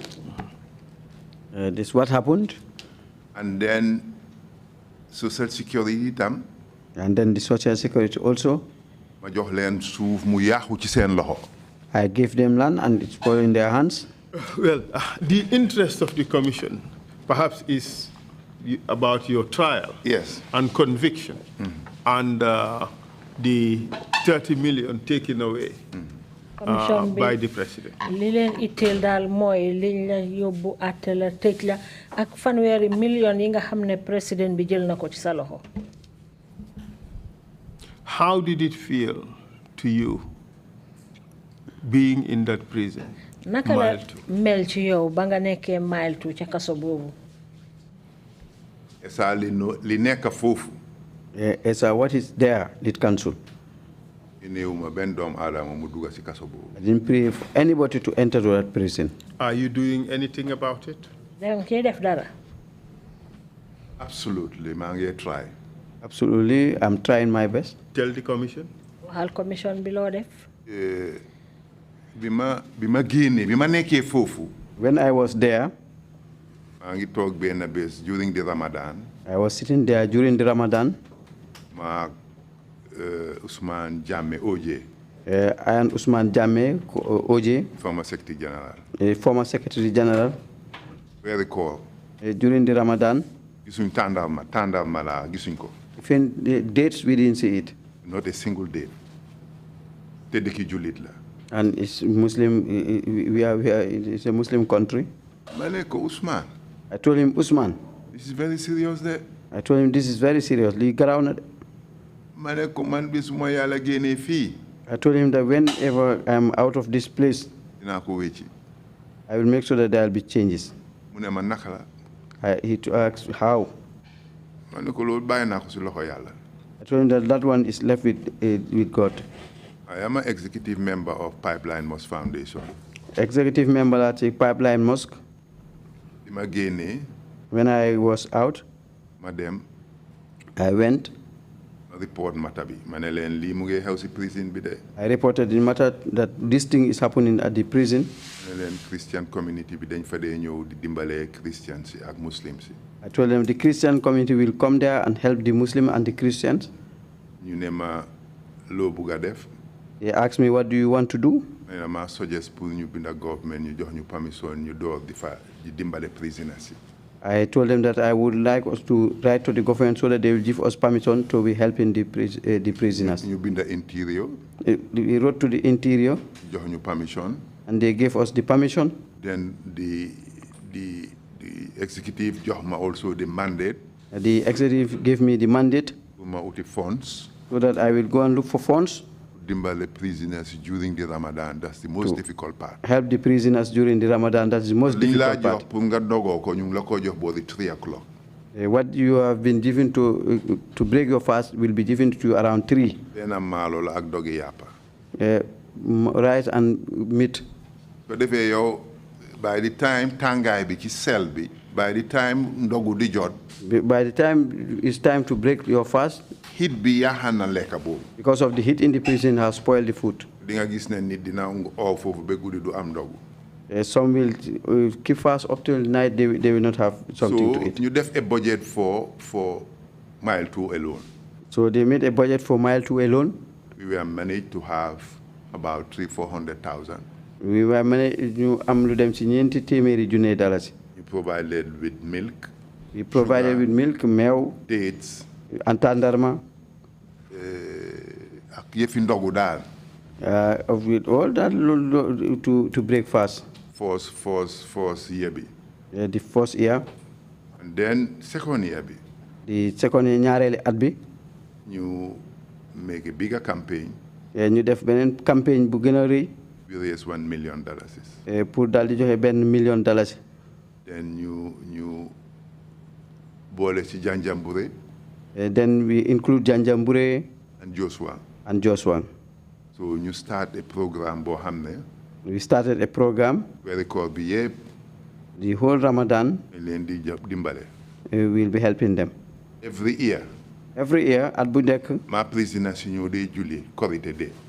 I pray with these prisoners during the Korite Day. My lunch ak ñoom. I have lunch with them. Ma ñibi ngoon suma kër. In the evening I go to my house. Waxtaan ak ñoom. I chat with them. Wan leen rek ne am nañu care of seen well-being there. Show them that there is somebody who is care about your being there. Has this program ever stopped during the period that elapsed since you left prison? No. Never. Last year, about 10 days ago, Manyoma Julie. Last year, about 10 days ago. This year. This last Korite. I pray with them. COVID we started when the COVID started also. He bought many things. So how did you serve the entire 9 years of your sentence? No, 6 months. I served for 6 months. And then what happened? When they killed those 9. About a week or two after my release. About 1 week or two, I was released. But before your release, your family was making an effort to pay the 4.5 million that was adjudged against you. Tell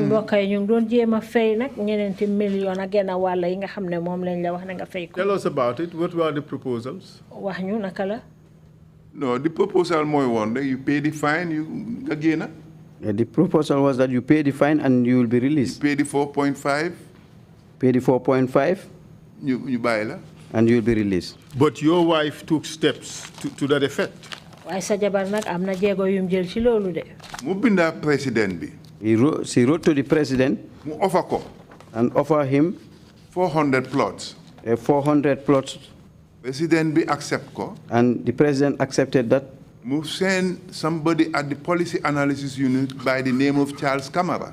He sent somebody at the policy unit by the name Charles Camara. But this is after he had issued a white paper. After the white paper, and I was in prison then. Yes, proceed, tell us. So Charles Camara calls my wife. Charles Camara called my wife. Neko ndax mun na ñëw with the original document plus a photocopy. Whether I can come with the original document with a photocopy. Then my wife went mudem ag magam.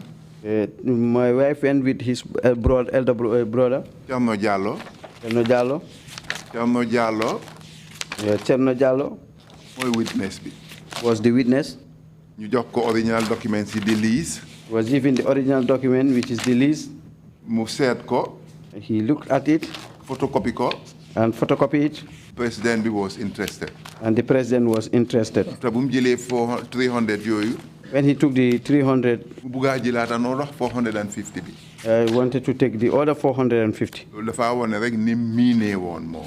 That's so how mean he was. Very mean. Man maa ngi si prison bi. I was in the prison. Mu tëj ma foofu. I was jailed there. Defuma dara. I did nothing. Li des mu bugg koo jël. What is left, he also want to take that one. Dem nañ that far. We went up to that far. I am trying to trace the letter that your wife is there. Wrote to. Yes, I would find it. Just give me a moment. I'll find it. Just a moment. Okay. Gis nga. Here it is, dated 13 September 2012. Excellency, the Vice President of the Republic of the Gambia, Your Excellency, offer to pay a judgment debt in kind. So I am Njie Pt2, wife of Mam Sait Njie, who was convicted on 27 March 2012. On conviction, a fine of 300,000 was imposed. Okay, and the fine has been paid, but the family is unable to raise the 4.5 million to pay the capital gains tax. There is a farm of 74 hectares at Makumbaya, which we own, and would like to offer a portion of the land to the government to pay for the 4.5 million to settle the order made in the judgment. To us as a family and as Muslims, what is paramount is for the debt to be paid, and I am unemployed. My children are young, and And then, lastly, this proposal is our last hope, and we pray that it will be acceptable to you. We solicit your assistance as good Muslims in this trying time, which my family unfortunately finds itself in.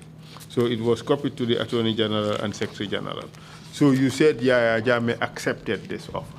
Yes, because she was invited. Daf ko invite to Mudem State House. He invited her to go to State House. Mu meet Charles Kamara, the son of former Vice President Andrew Kamara, late. He met the Charles Kamara, the son of former Vice President Andrew Kamara.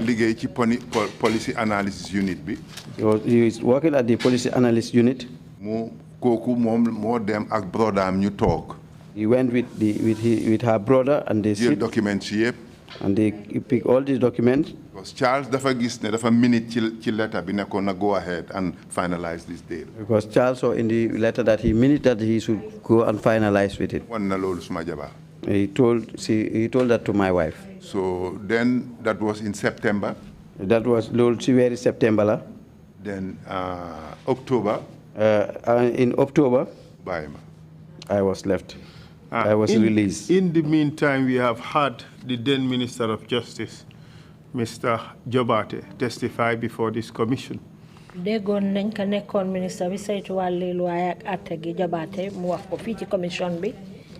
at around that time he impressed upon the president that you should be released because you had not done anything wrong. On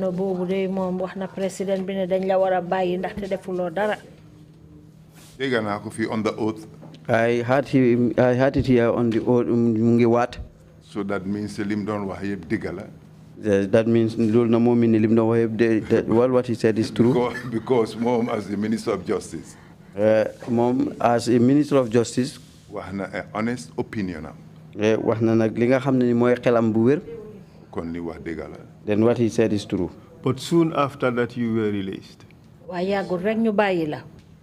Mom, Deputy IG. He himself, Deputy IG. Inspector General.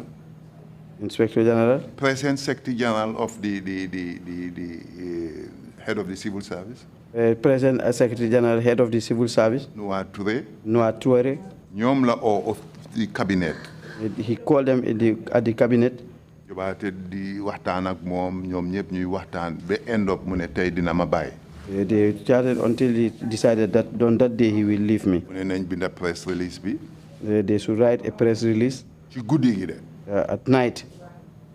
Fax ko dem officer mu fax ko to GRTS Fatou Camara mo don read news. Fax it to GRTS Fatou Camara was the one presenting the news. Ñëwé indi wuñ ben document pour génné ma ci prison bi. When they came, they didn't come with any document to take me out of the prison. Mon na jafe-jafe sax pour duga.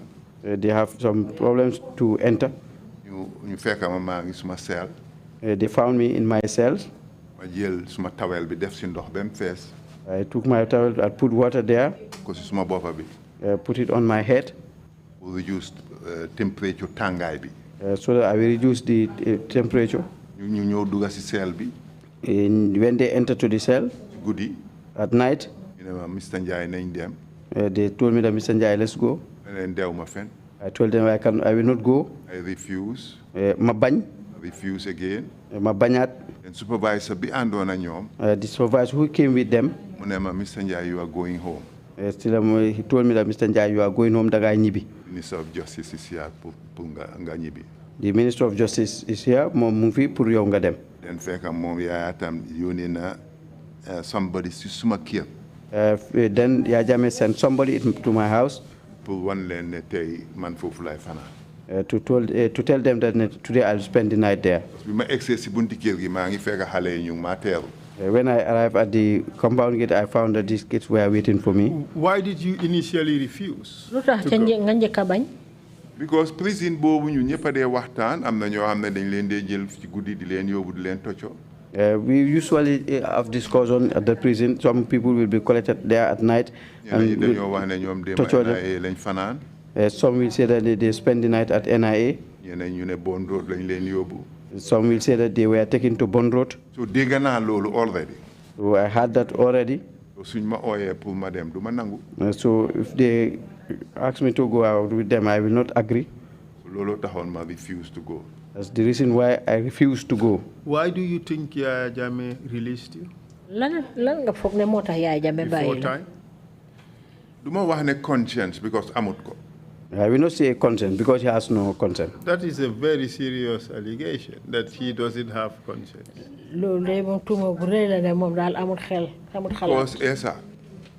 Because ESA. Sorry, lead counsel. Lead counsel.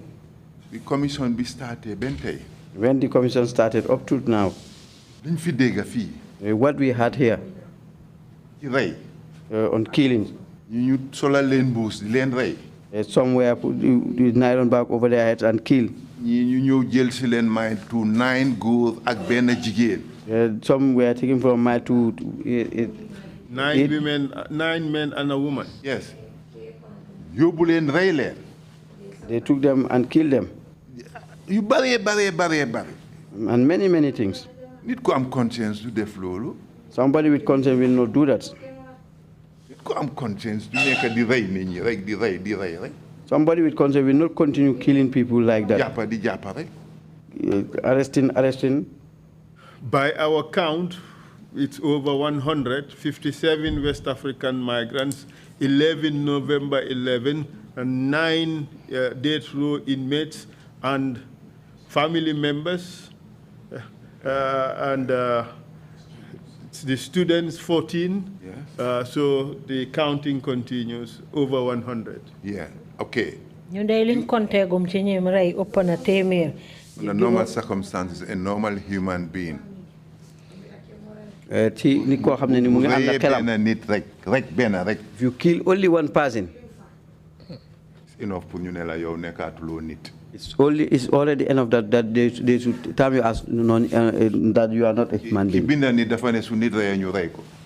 Yes, God Himself. Lila don't buy muneka a toy enjoy the continue the right. It's what he was enjoying, that to continue killing people. That's why God said that if a person kills, that person would be killed. Yes. And the reason is he did not want that person to continue enjoying killing. Okay.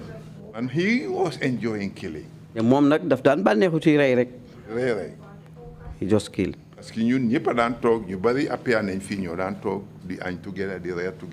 Many of us appeared here, we were together, we have lunch together. Experience, if you go there, you say your own experience, why you were there.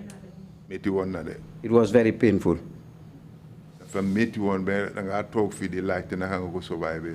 You'll just be sitting down asking yourself, how do you survive it? Alhamdulillah. Alhamdulillah, thank God. We can come here. Those who knows what they knew. The true story. And they knew the true story. Mr. Njie, you are a perennial investor, always looking for an interesting project that would make huge impact in Gambia. You ventured into putting together a fertilizer factory. What happened? Nit ka ngo xamne day sa yu nek rek yaangi wugal dépasse bi réew mi lo xamne dina yokka ko mi réew mi xalaaton nga sax pour def factory ngir fu ñoo amé ay tos. Dafa amone Ukrainian investors yu fi ñëwoon. There were some Ukrainian investors who came here. Who came. You make a proposal and then you build a fertilizer plant. They proposed that they want to build a fertilizer plant. Then fi bugat a place bu ñu amé tos. At Sifo. Ci Sifo. You allocate me for land. I was allocated a land. I use it as my equity. And I use it as my equity. Utamoko kill raw. He is the one who kill it raw.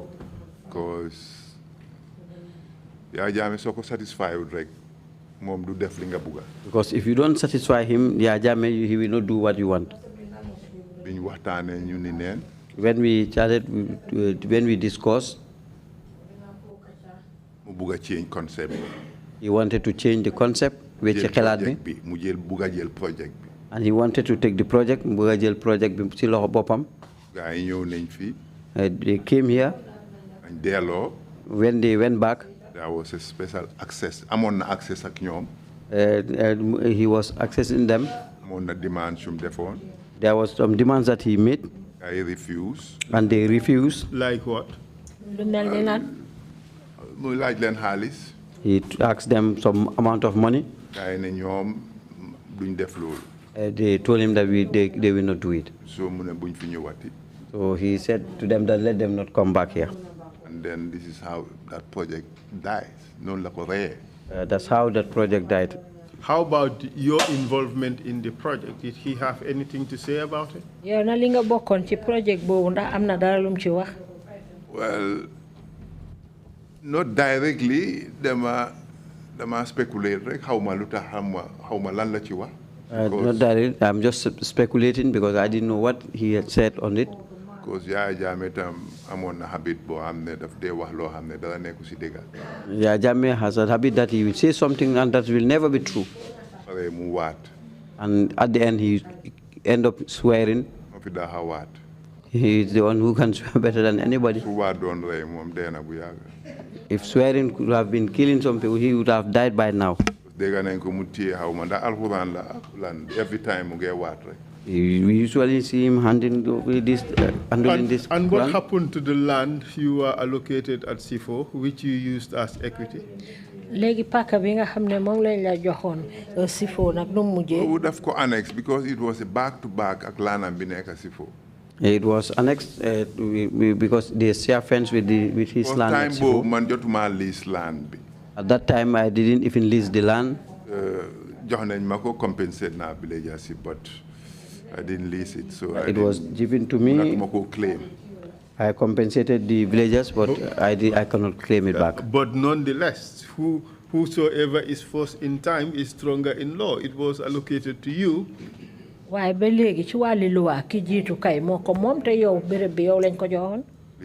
he steal your land?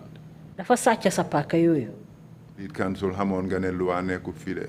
Lead council, you know, there was no law here. Experience nga lu bari fi. You experienced a lot here. Diga nga lu bari. You had a lot here. I'm bobule kangaroo court mo fi nekon rek. At that time, we have kangaroo court. With mercenary judges? Yes. And scared lawyers? Yeah, because, man, I was unfortunate. I was a former trainer. Real de Banjul, I'm a founder member. Real de Banjul, 1967. 1967. To 72. Up to 1972. I lose final. I have never lost a final. Young type, so those were a strong team. With the names of those whom he listed, they were a strong team. 9 of them. The 9 of them. National Gambia 11. They were at the national. Surprised that they gonna your SI. Soldier Town. Well done, I'm very surprised. I'm surprised that you are from Soldier Town. You have the well done. For basic real. You see who saw. You mean Musa Njie. I'm going to hold Biri before them support it. Well, Biri is my makla. Why at the same time, yo, don't muna them bucky have died. Why the maji ma wax moy football match la bo xamne man suma digante lobby ak president bi la won mom mu nek amuñ woon referee amuñ woon linesman. We don't have. Man maay woon football bi. su kiggee fii ma dem ci justice bi kick fii. loolu laa doon dunda. because ñi nekkut lawyer sax xam nañ ne ca digga moom moo nekkoon in charge of the. Even those who were not lawyers, they knew that he was in charge of the judiciary. tey soo demee mile 2 am na ñoo xam ne ñu ngi foofu defuñ dara. Still now, if you go to mile 2, you see some people who are there who didn't commit any crime, and they are still there. If you were to sum up Yaya Jammeh on the basis of your experiences with him, what would you say? So don't think rek mbiri Yaya Jammeh ci li nga xamne wër ko ci li nga xamne mo dox sa digante ak mom loy wax. Waaw lo rek lay mëna wa li ma dunda man ma mo. I will only say what I experienced with him. I'm 72 years old. maa ngi toll ci juroom ñaar fukki at ak ñaar. Dëkk naa Europe 20 years. I lived in Europe for 20 years. Foo xalaat fii ci Gambia ak Sénégal Guinea dem naa fa. Anywhere you think of it between Gambia, Senegal, and Guinea, I've been there. Waaye musuma foog ne dinaa tase nit ku vicious comme Yaya Jammeh. I never think that I will meet with somebody who is more vicious than like Yaya Jammeh. Yaya Jammeh power daf ko corrupt on absolute corrupt. Yaya Jammeh nag dafa nekkoon koo xam ne nii nguur daf ko geroon ba passé ger. Kooku mënuma am a better description that ne ku bon la woon. The better description, the better description that he was a bad man. Well, there are quite a number of people in Gambia who would still say that he was a good man. He worked for this country. What would you say to that? Waaye ba léegi de am na waa Gambia yoo xam ne ñu nekk nit ku baax la liggéeyal na réew mi loo mun a wax ci loolu. Ku nekk ak sa own experience la man li ma dunda laay mun a wax. Anybody with his own experience, what I experience, that's what I can see. Opinion experience. Anybody has an opinion to see what he experienced with him. But he will not do anything for gratis. No, he didn't know it. Well, doing something gratis is part of Teranga, which is our culture. Mentioning Teranga, so today, Mbiri Teranga, before I forget it, the accident of Lejola. The accident of Lejola, Battle Lejola. Madam, I'm fishing trawlers, man. I used to have some fishing trawlers. 8 vessels. Lu dem ci juroom ñetti gal. Bu nekk daf daan hire up to 27, 30 Gambians. Bu ci nekk will hire up to 27 to 30 Gambians, ay doomi Gambian. Ñu dem di nappa. They go for fishing. Then I'm confederal licensing. We have confederal licensing. Napa Gambia and Senegal. To fish in Gambia and Senegal waters. Sometimes he will just arrest my vessel. Fine me. And fine me. And it was a joint venture with Chinese. And njula mu seqon la man ak Chinese. The accident behaved. When the accident occurred, I was just going to pray for a Fajr, for early morning prayers. Captain be called. The captain called. And my wife picked the phone. And he said that there's a big accident that happened here. Then, when I came back from the prayers, telephone ring. The telephone just rang. I picked the phone. Captain was a Chinese, it was a joint venture. The captain was a Chinese because a joint venture. He told me that there is an accident. I told them to leave all what they are doing to go and assist them. Then knew them. When they went, all those who survived, they were picked by my vessel. Then a Frenchman. One Frenchman. And a Gambian. And a Gambian. The rest is Senegalese. And the rest were Senegalese. So Frenchman be the insist na len gal bi yobu Dakar. The Frenchman insisted the boat should take them, the vessel should take them to Dakar. I told them no, let them come to the Gambia. Suba si 8 o'clock in the morning. In the morning around 8. Madam ci Senegalese embassy bi. I went to the Senegalese embassy. Ma fekk fa ambassador Njie Njie. I found Ambassador Njie Njie. Wax ko accident bi. I told him the accident. Communicate further to Senegal. He communicated to Senegal. Jata, the former chief of defense staff. Jata, the former chief of defense staff. Ma inform Koko. I informed him. Mo inform President Jammeh. He informed President Jammeh. Then Ablaye Wade was the president then. Time bo jamono nguri president Ablaye Wade la won ci Senegal. Then vessel si ñew fi. Then the vessel came here. We provide ambulance. We provided ambulance, ñu dimbalé len ci ambulance. Hospital bi tam fuñ len di yobbu. Ak l'hôpital bi len yobbu, the hospital where they will be taken to. Then Ablaye Wade ñew fi. Then Ablaye Wade came here. At the time Alaji Cisse was the chief of protocol. Then Alaji Cisse was the chief of protocol. I talk ñu o ma ci airport bi. I said I was at the air. I went to the airport. Ñu introduce ma ak Ablaye Wade mu ngi toga President Jammeh. I was introduced to Ablaye Wade when he was sitting with President Jammeh. Mu request pour man madame Senegal. He requested that I should go to Senegal. Mu decorate me with this highest order. So then he decorated me with this highest order. Mu jox ma médaille bu fort bi. Mom Ablaye Wade mo def lolu. That's Ablaye Wade who did this. Before mu def ko nak. Bala am ko def nak. Airport bi bima ki introduce the ambassador. When I was introduced at the airport by the ambassador. Ne ko ki galami mo rescue Senegalese yi mucca yépp. That this man's vessel rescued all the Senegalese who escaped from that. Mu o Ibrahima Diagne la fokna. He called one Ibrahima Diagne. Was the Director General of RTS. Mo nekkoon Director General RTS. Ne ma déglu mu ne ko déglu li Njie di wax. He said, listen to what Njie is saying. Waaye su fekkee ne am na benn cost bu involve. But if at all there's any cost involved, the Senegalese government nañ ko compensate. The kon nguuri Sénégal dañ ko jox ndàmpaay.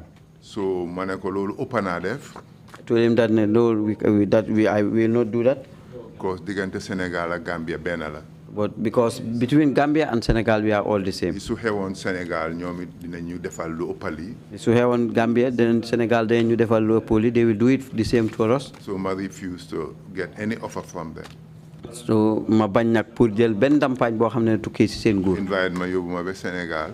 He invited me to Senegal. Decorate ma foofu. And I was decorated. And later on mu invited ñu. Later he invited us again. Ñi involved yëpp ci rescue boobu. Those of who involved in that rescue. Bi gars yi di def prayer.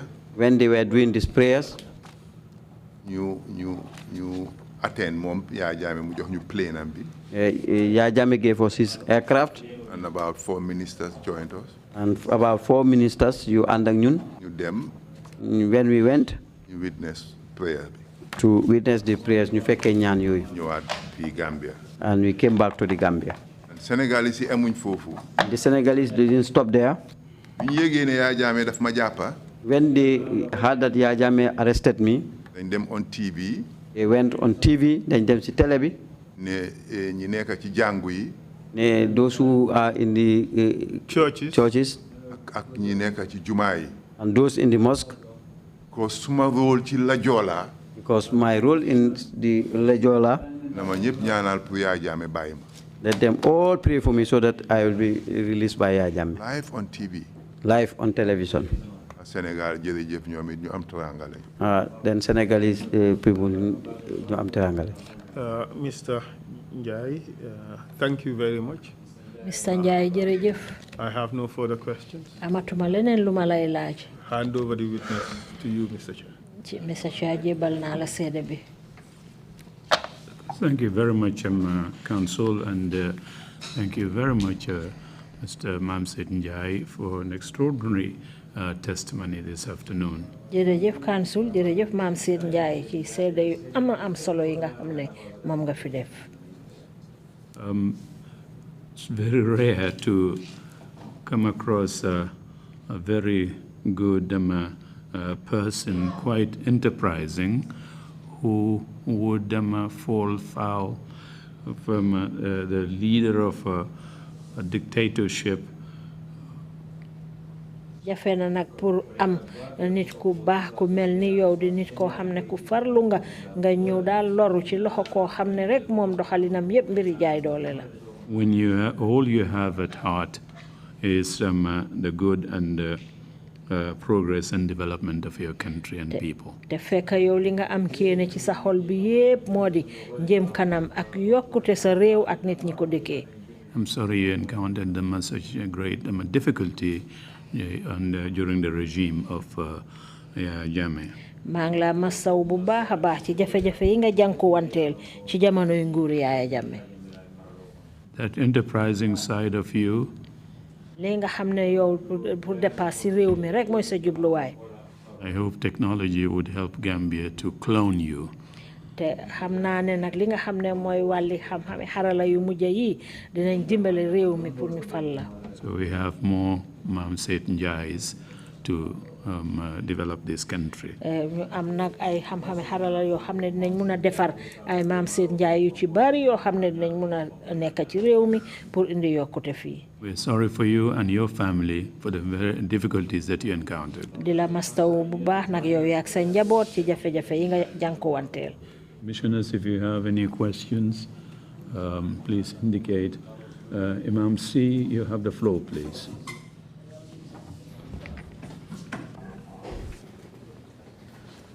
Mam Sait jërëjëf. Mam Sait, thank you very much. ñu ngi lay ñaanal. We are praying for you. itam muñ bi nga muñ ba Yàlla musal la. muñ bi nga muñ ba Yàlla musal la ci lii. Until God has saved you from this. yàq na sa alal. They spoil your money. nga gis loolu nga xam ne lii su ma ko muñut leneen dana mën a ne. You have the patience to bear that one until, because you know that something may come out more than that. loolu yëpp doyut ko. That with all that, it didn't please him. jël na itam de la tëj. He end up locking you up. waaye foo ci tollu rek yaa ngi gëm Yàlla. Wherever you are with God. yaa ngi xam ne lii natt bu la Yàlla dal la. You know that it is ordained by God. ñu ngi la cee gërëm de la ci ñaanal. We are thanking you and we are praying for you. ñu la cee gërëm de la ci ñaanal. We are praying for you also. loolu rek la. That's what I have to say. Thank you, Imam C. I'm sure the Commission would endorse those prayers. If you have any concluding remarks, Mr. Njie, please proceed to make them now. Thank you, Mr. Chair. Jërëjëf. Jërëjëf, Mr. Chair.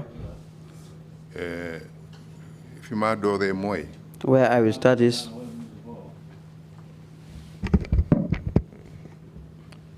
ñun Gambians dañ ko wax fàtte. We the Gambians, we easily forget. 1981 li fi xewoon. What happened here in 1981? ñëpp ñu fekkee ko. We all witnessed that date. fàtte ko. We forgot it. In 1994. Until 1994. loolu tam ñëw xew. That thing also happened. 22 years. 22 years, ñaar fukki at ak ñaar. te ñu ngi door di ko fàtte. And we are starting to forget it. loolu is very serious. Loolu nag lu doy waar la de. dëkka. In any country. law ak respect. Law and the respect. su amul. If there is no law and respect. jafe-jafe dafa am. Then there will be difficulties. amoon na incident bu xew Faraba. There was an incident that happened in Faraba. mu am ñu dee foofu. Some died. ñëwaat xewaat Sanyang.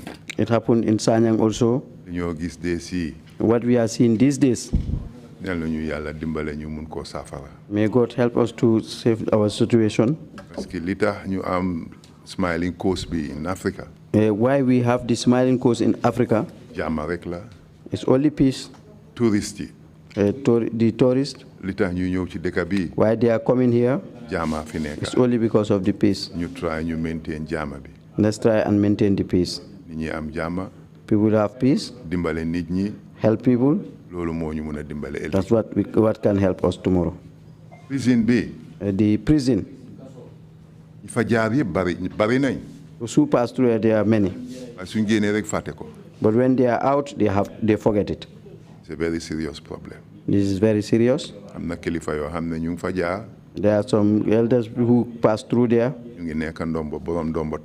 And they are still now top rankers. But when they left there, they forget it. Let's think about the prisoners. Let's help them. 22 years If you have somebody who is 22 years, he's in charge. As president. As president. Some people are there still, they didn't commit any crime. And that's what happens to me. And there are still some there. That only thing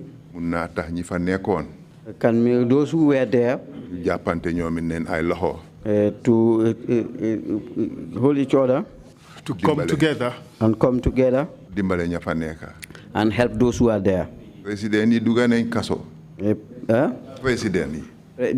Some presidents, they went to prison. There are some prophets who went to prison.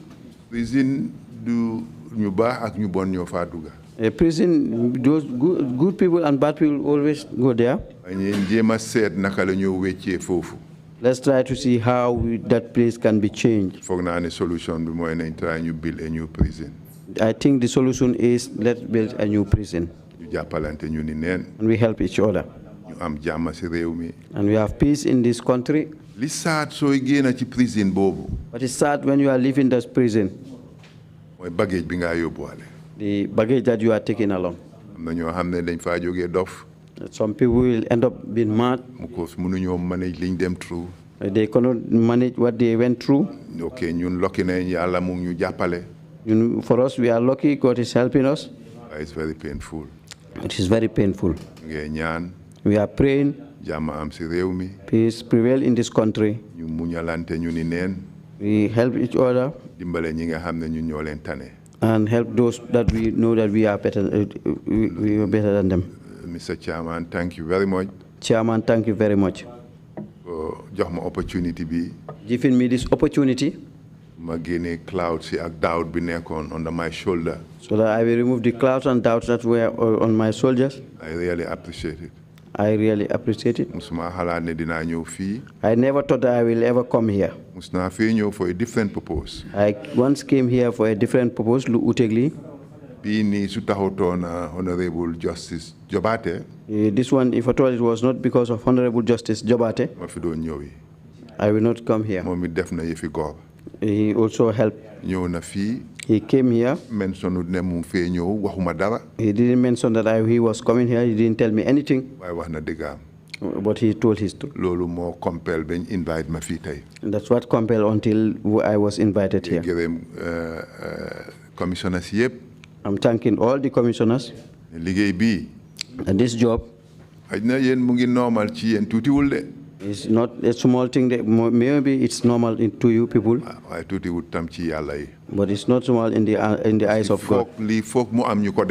There must be some people to do this. It's God who created human being and bring him to this world. Didn't want anybody to disturb them. Don't want somebody to persecute them. Don't want somebody to kill them. And that's what we survive. Let's pray to Allah that this will never happen again. Let everybody pray for that in this country. May it stop here. Never again. Never again. Assalamu alaikum wa rahmatullah. Thank you. Thank you very much indeed. Again, we are the ones who should thank you, Mr. Njie, for coming to testify before the commission.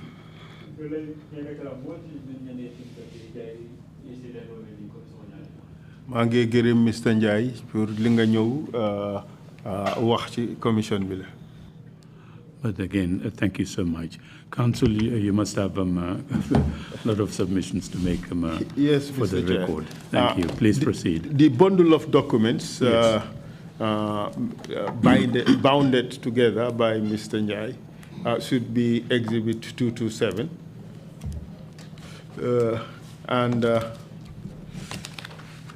Then the letter dated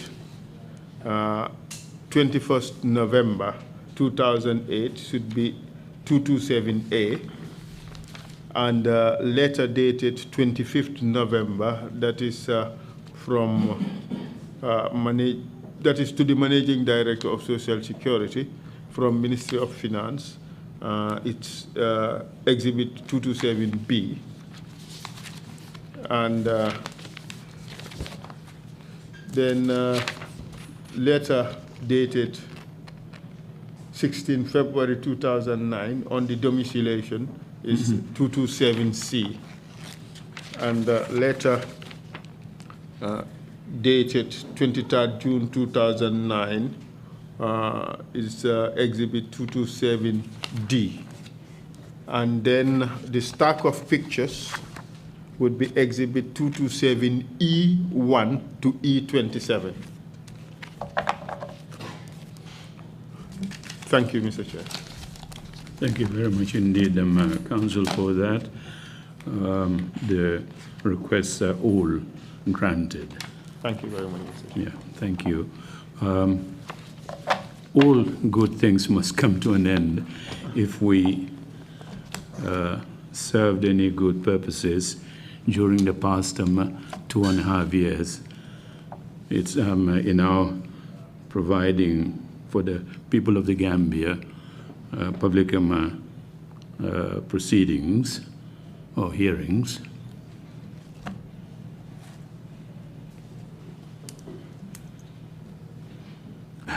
They're coming. I see them putting one there. Thanks. Should I repeat or what? Yes, please repeat. Oh, my Sorry, apologies. I thought you were listening. Anyway, I'll shorten it. We are having our last public hearing tomorrow. Tay moy suñ bés bu mujj bi nga xamé né elek moy bés bu mujj bi nga xamé né ci lañu def façon jotaay bu melni ako kiaman kamen folem sama kudima odi kudima bandula ko sotala sama walbe kelana si jamala si labangoti. We will hold a special closing session. Be siol kelal me alon ko sil me alon ko ye tombon I kamale. Dinañ def jotaay bo xamné nak dañ ko jaglel.